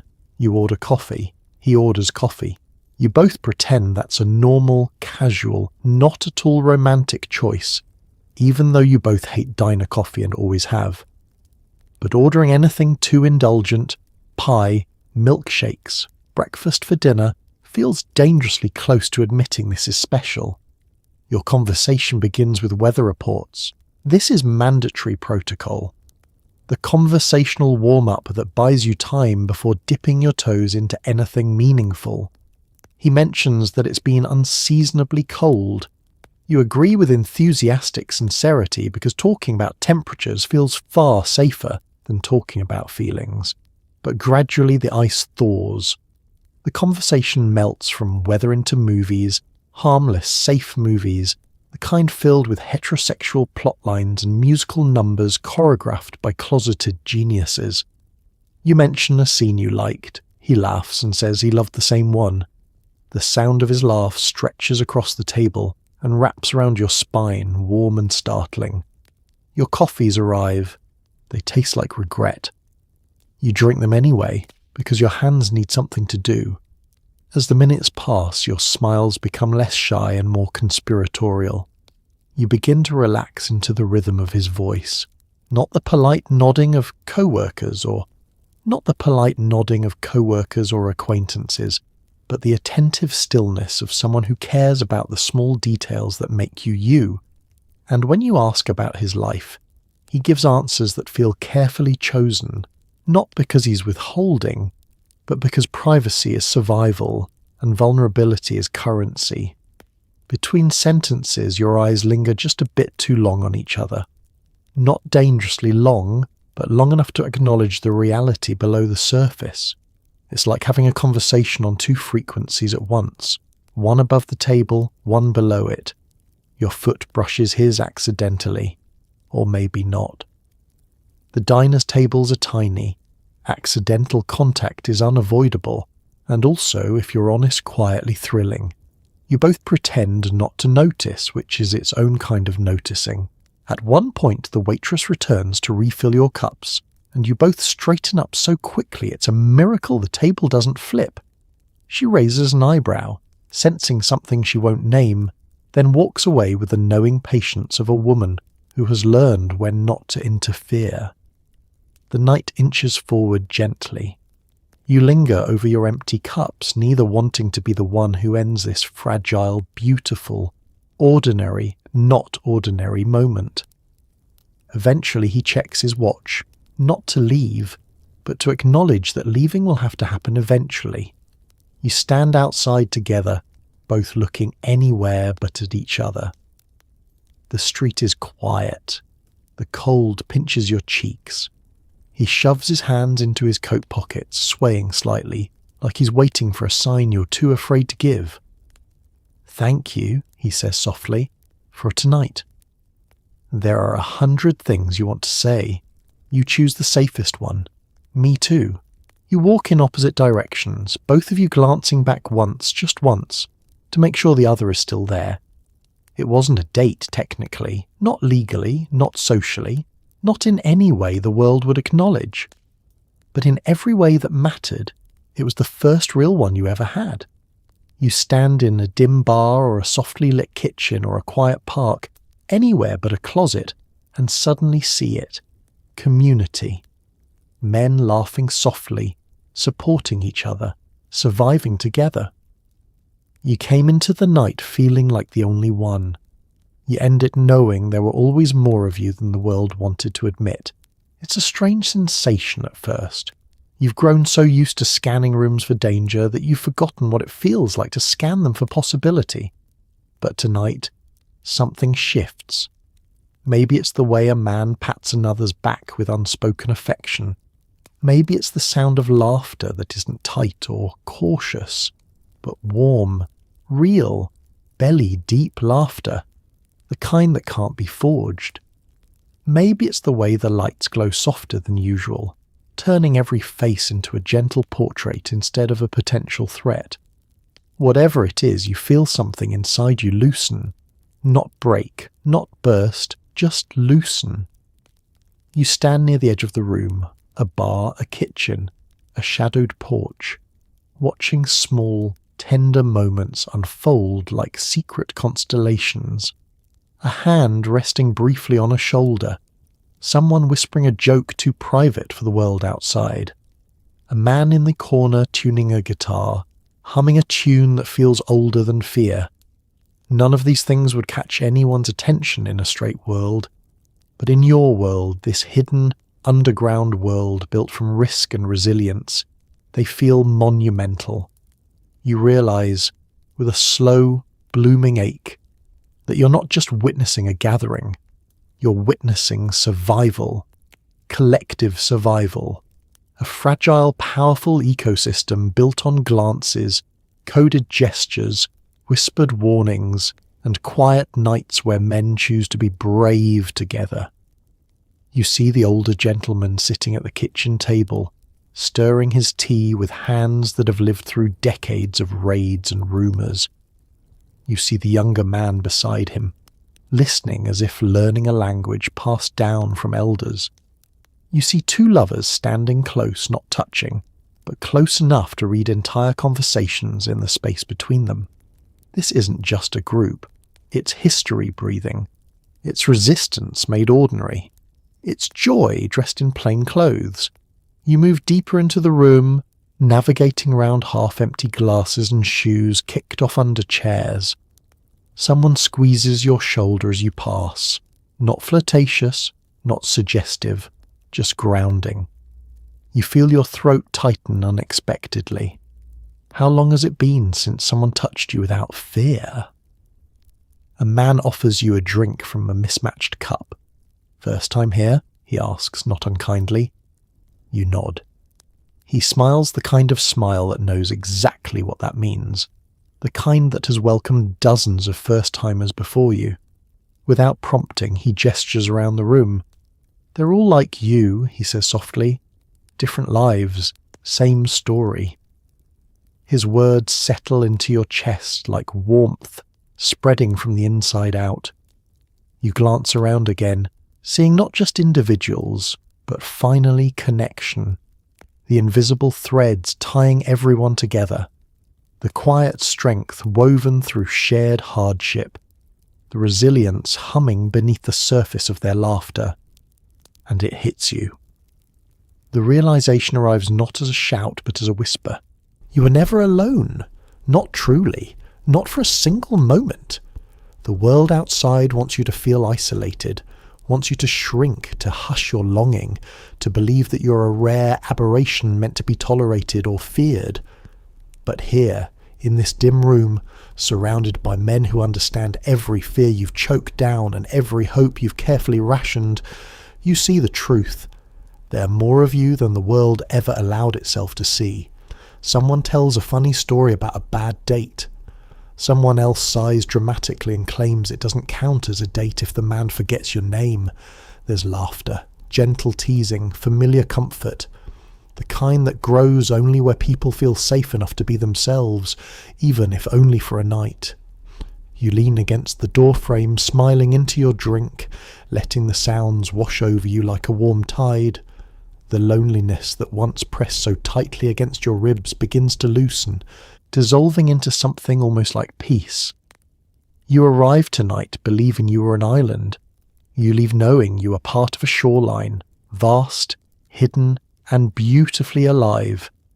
By day, the department store glows with polished counters, tidy necktie displays, and customers who think asking for something more masculine is a bold fashion statement. And there you are behind the counter, folding shirts with the precision of a monk and answering questions, with the polite neutrality of a man living two separate lives. But at night, the same elegance becomes camouflage, your perfectly knotted tie hiding a world you can only enter after hours. In the daylight, everything is choreography. The pristine counters, the artfully arranged mannequins, the perfectly balanced stacks of crisp dress shirts that you fold, refold, and refold again because there is no faster way to look busy without actually doing anything. You greet customers with a smile that feels glued on, pleasant, professional, and just hollow enough to pass inspection. You learn to answer the same questions with an effortless cadence. Yes, sir, that one comes in navy. No, ma'am, that style runs a bit small. Certainly I can show you something more refined. Refined, masculine, respectable. Words the store thrives on. Words you must wear like an invisible uniform. Your co-workers know you as the quiet one, the polite one, the one who never complains about reorganizing the cufflink case for the 9th time in a week. You keep your voice measured, your posture straight, your gestures soft but not too soft. Every movement is curated to avoid suspicion. Every smile is calibrated. And then there's Mr. Thompson, the floor manager, stern as a sermon and twice as judgmental. He doesn't know anything about your real life, yet somehow he seems perpetually 2 seconds away from accusing you of something unspecific but sinister. He circles the sales floor like a hawk in a suit that was expensive in 1947 and hasn't seen a tailor since. You straighten ties when he passes, you stand taller, you pretend the mannequins are your closest friends. But here's the secret no one in that department store suspects. You are a master of duality. Every fold you make, every shirt you button, every nod you offer is part of a delicate performance. The department store is your stage, the customers are your audience, and your job is to be unremarkable enough to disappear, while still pleasant enough to be forgettable. Yet beneath the surface, beneath your neatly pressed slacks, beneath the perfect Windsor knot you tie each morning, you carry a world that doesn't exist in daylight. A coded world. A beautiful world. A world stitched together not with thread, but with glances, whispers, and night. When the store closes, everything changes. You loosen your tie only slightly, not too much, just enough to let the day slip off your shoulders. You walk home past streetlights that glow like warm promises. Your posture softens, your breath deepens, and the moment you cross the threshold of your apartment, the day's performance ends. You unbutton your shirt, you unhook your tension. Your tie, once a symbol of order and conformity, becomes a relic of another world, a disguise. And sometimes, on nights when the city hums with possibility, you put on an entirely different outfit. Not glamorous, not flamboyant, just yours. You check your pocket for your hanky. You make sure the colour is right. You fix your hair in the mirror, not for retail customers, but for people who might actually see you. By day, you sell neckties to businessmen who think beige is a lifestyle. By night, your tie is your shield, your signal, your passage into hidden rooms alive with laughter, longing, and the soft flicker of hope. Even when you're back behind the counter the next morning, nodding politely as someone debates the virtues of pleated trousers, you carry a small ember of the night with you. A secret warmth. You fold shirts with monk-like precision because precision is survival. You smile at customers because neutrality is armor. But deep down, beneath the politeness, beneath the silence, you know something they don't. You're not only the man behind the counter, you're the man who walks through two worlds and survives them both. And someday, you hope, you won't have to choose between them. You're standing in the stacks, pretending to care deeply about the Dewey Decimal System. The air smells of old paper and suppressed personal expression. As you slide a book back into place, your hand brushes someone else's. You both freeze. It's a subtle moment. Two fingers grazing in a universe where even touching the wrong person can rewrite your whole week. He smiles, just barely. And the quietest corner of the library suddenly feels like a doorway.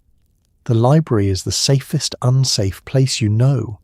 Quiet, orderly, utterly respectable. A sanctuary of whispered voices and cracking spines. During the day it's filled with students pretending to study, matrons hunting for recipes, and businessmen who need a momentary escape from their own offices. But in the evenings it transforms. The shadows grow long between the shelves. The quiet deepens into something almost intimate, and the men who linger longest often share more in common than overdue fines. Tonight, you wander into the psychology section, not because you're interested in Freud, but because it's always empty.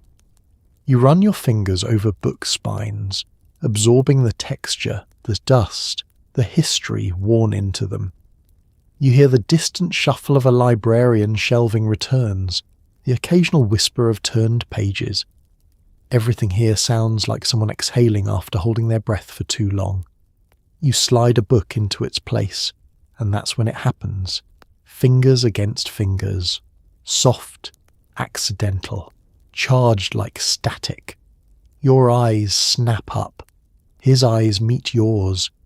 He's handsome, but not in the poster boy way, more in the quietly devastating way, with soft features and a gentle seriousness that suggests he reads more than people assume.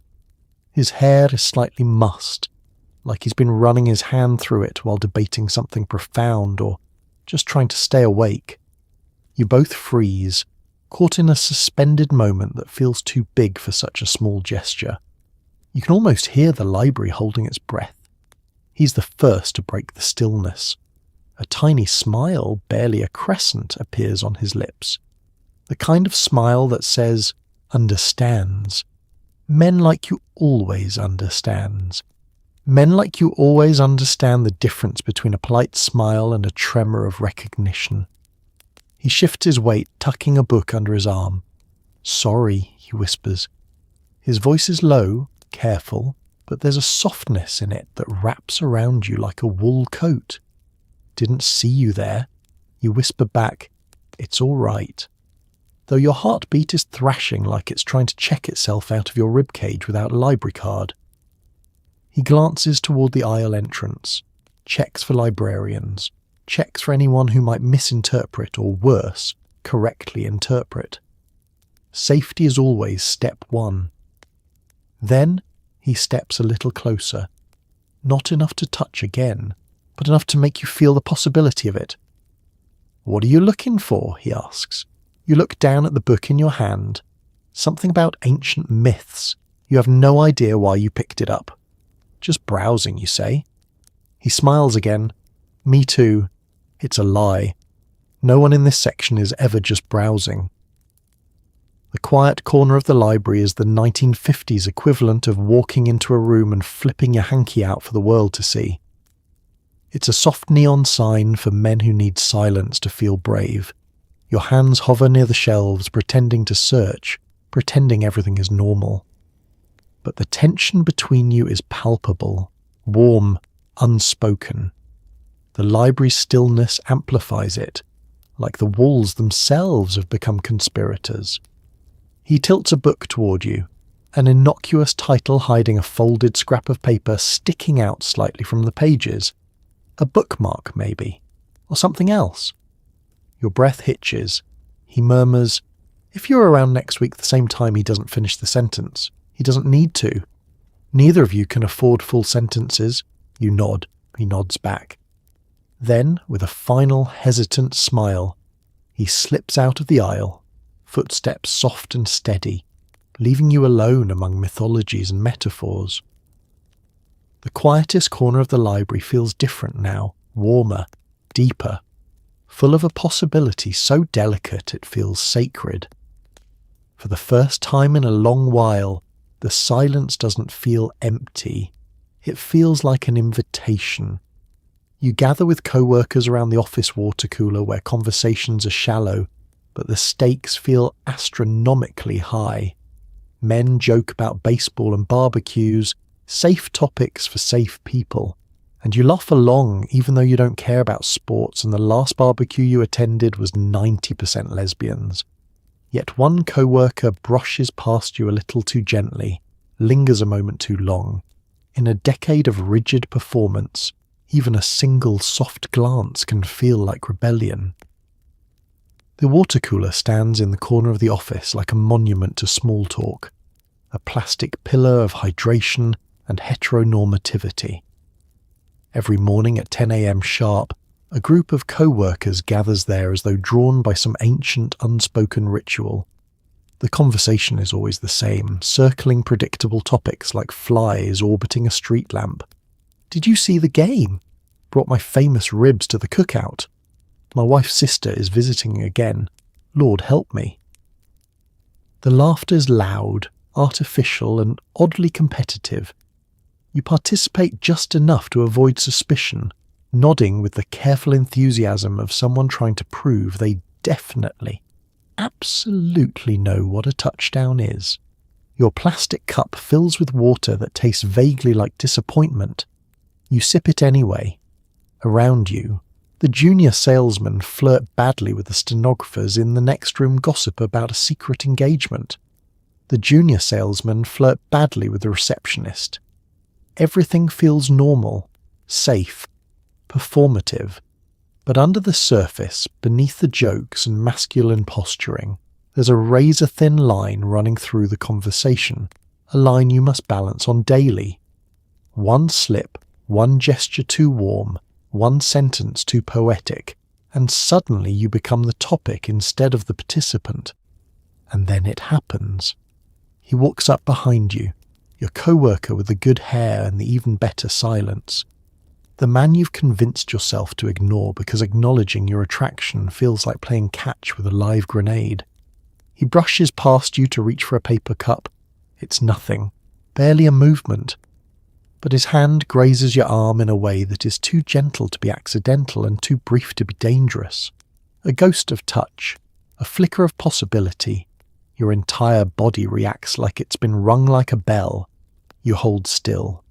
Not visibly, externally, you continue nodding along with a story about some guy's new grill, but internally, your mind spins like a record skipping over its own secrets. He stands close enough to share the faint scent of his cologne, something clean and subtle, the kind of scent you'd never comment on because doing so would set off alarm bells for every man present. He steals one glance at you, a single, soft, exploring glance that lasts no more than a heartbeat. But you feel it. You feel seen. Then, as quickly as it came, the moment dissolves. He steps back, resumes laughing with the others, fitting perfectly into the mould the world demands from him. You mimic the same ease, pretending your pulse isn't hammering, like it's trying to break into a neighbouring decade. The cruelty of the office water cooler is that it asks you to blend in while offering you brief, impossible flashes of truth. Small rebellions disguised as minor gestures, hidden messages tucked into glances so quiet they could be dismissed as shadows. You stand among the men, watching them joke about charred steaks and batting averages, and you realise the truth. Every one of you is performing. Some performances are just more elaborate than others. Your co-worker eventually returns to his desk. You return to yours. Neither of you speak. But the moment lingers, like a tiny ember glowing inside the sterile hum of fluorescent lights. Because in a decade defined by silence, even the gentlest contact can be a declaration. Even the quietest glance can feel like hope. And at the water cooler, of all places, you're reminded that you're not invisible. Not entirely, not today. Sunday afternoons are the quietest. The world slows to a crawl, neighbours mowing lawns, families strolling after church, radios murmuring hymns through open windows. For you, Sunday's a hollow hour, the kind that echoes. And yet, it's also when men like you find ways to meet, an invitation to help fix a lamp, a carefully worded letter, or a stroll through a park where silence speaks louder than words. Sundays are lonely, but they're also where longing finds its cracks to slip through. Sundays have a texture to them, soft, heavy, a little too still. The morning starts with the smell of someone's roast drifting through your window and the distant clang of church bells insisting everyone behave. You sit at your kitchen table, stirring coffee that has already gone lukewarm, trying not to think about the empty chair across from you, the one you pretend isn't symbolic. The world outside is slow and orderly. Couples walk hand in hand, children skip stones, old men read newspapers on porches, sking at headlines. Everything feels scripted, prescribed, predictable. You are none of those things. So you create your own rituals, discreet, delicate, improvised. Maybe you write a short note to a friend, folded twice, the language ambiguous enough to pass as casual but specific enough that he'll understand the subtext. Maybe you invite someone from the bar to help you fix something, which in the 1950s is the closest thing most men like you ever get to saying, "I'm lonely and I trust you not to destroy me." But most often, you take a walk. The park on Sundays feels like a sanctuary built entirely out of possibility. Not the loud possibility of Saturday night, but the quiet, yearning kind, the kind that looks like two men walking parallel paths, waiting to see if one will drift closer. You stroll beneath leafy branches that cast soft green shadows over your shoes. The breeze carries the scent of grass and the faint sweetness of someone's blooming garden.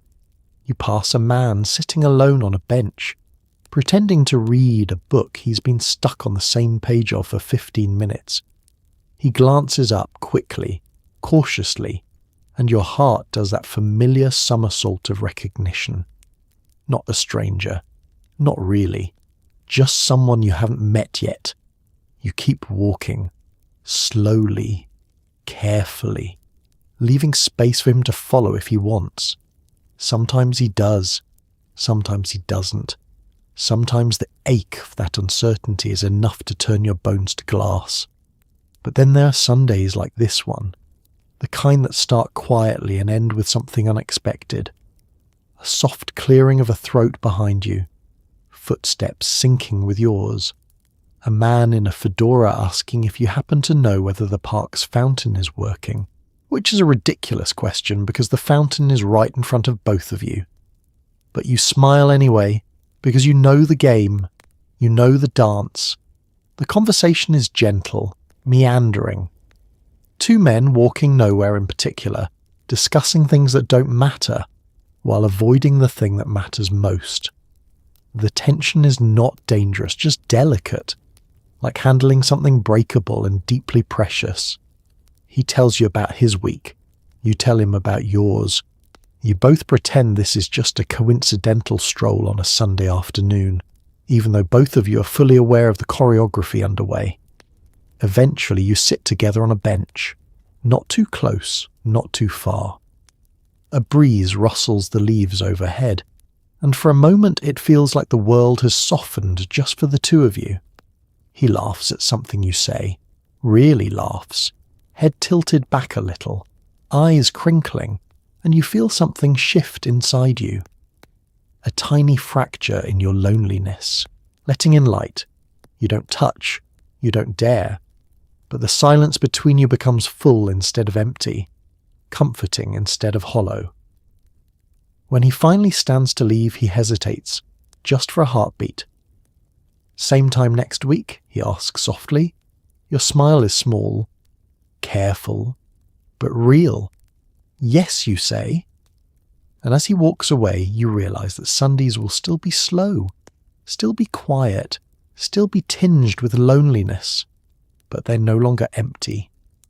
Because now you know the truth.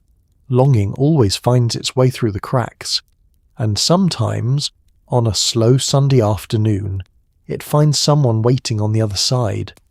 Your tiny apartment becomes a stage as you dress for the evening, pressing your shirt, brushing your suit, checking your reflection like you're preparing for both a date and a court appearance.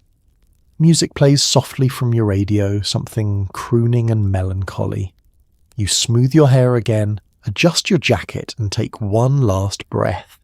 Getting ready isn't vanity, it's ceremony. It's hope. It's the reminder that tonight, somewhere out there, another man is getting ready too. The ritual begins long before you even touch your clothes. It starts with the decision, am I brave enough tonight? The answer is never simple. Some nights yes, some nights emphatically no. But tonight, the weight in the air feels different, lighter, more forgiving. You decide you are. You turn on the radio, its warm crackle filling your small apartment. A crooner's voice spills from the speaker, velvet smooth, singing about a woman he loves, though you pretend he's singing about someone else entirely. The melody wraps around you like a shawl, making the narrow, drafty room feel like a sanctuary instead of a temporary hiding place. You lay your clothes on the bed carefully, like offerings, shirt pressed as best as you can manage with your unreliable iron, suit jacket brushed and neat, trousers with a crease sharp enough to pass inspection by even the most suspicious department store manager, and of course the hanky, folded just so, waiting to take its place like a small coded heartbeat in your pocket. Each step of dressing becomes its own meditation. Button by button, fold by fold, gesture by gesture. Your hands aren't trembling, they're steady with purpose. Tonight, the way you dress is the language you're allowed to speak. The world doesn't permit declarations, so you offer subtle ones. The way your collar sits perfectly, the slight shine of your shoes, the confidence in your shoulders even if you don't feel it yet. At the mirror you pause, not to admire, to fortify. Your reflection stares back at you, familiar and foreign in equal measure. A man with dreams he can't name aloud, hope stitched into the seams of his jacket, fear tucked under his ribs. You straighten your tie, pulling the knot tight like it's a promise to yourself. Possibility glimmers, however faintly. You comb your hair, then you comb it again. Then you debate combing it a third time, but decide the line between polished and panicked is much thinner than the comb's teeth. You dab on a tiny bit of cologne, just enough that someone standing close might notice, not enough to announce your presence from across a room. Subtlety is survival. Your radio croons on, soft and low. You catch your reflection swaying slightly to the rhythm. Not dancing, never dancing alone, that would feel too vulnerable. But you allow yourself a small smile, a shy one, a hopeful one. You place the hanky in your pocket, left side. A choice that makes your breath hitch for a moment, even though you've done this before. This tiny square of cotton carries more meaning than the fabric has any right to hold. Your coat goes on last, the final piece of armour. You pat your pockets, keys, wallet, courage. You never have as much of the last one as you'd like, but somehow it always grows once you're out the door. Just before you leave, you turn back to your apartment. The lamp casts a warm pool of light. Your unmade bed waits. The air holds that familiar mixture of loneliness and anticipation. You whisper to yourself, quietly, barely audible, maybe tonight, because that's what the ritual is really for. Not the suit, not the hair, not the cologne, but the possibility. The possibility that somewhere out there, under the same evening sky, another man is standing in front of his mirror doing the exact same thing, hoping, preparing, waiting for a night that might finally bring him someone who sees him. You step into the hallway, close the door behind you, and take that last, steadying breath. The ceremony is complete, and the night, whatever it holds, has begun. As we settle back into the softness of the present, take a slow breath. You've just wandered through the coded glances, whispered courage, and quiet brilliance of men who found each other in the shadows of the 1950s.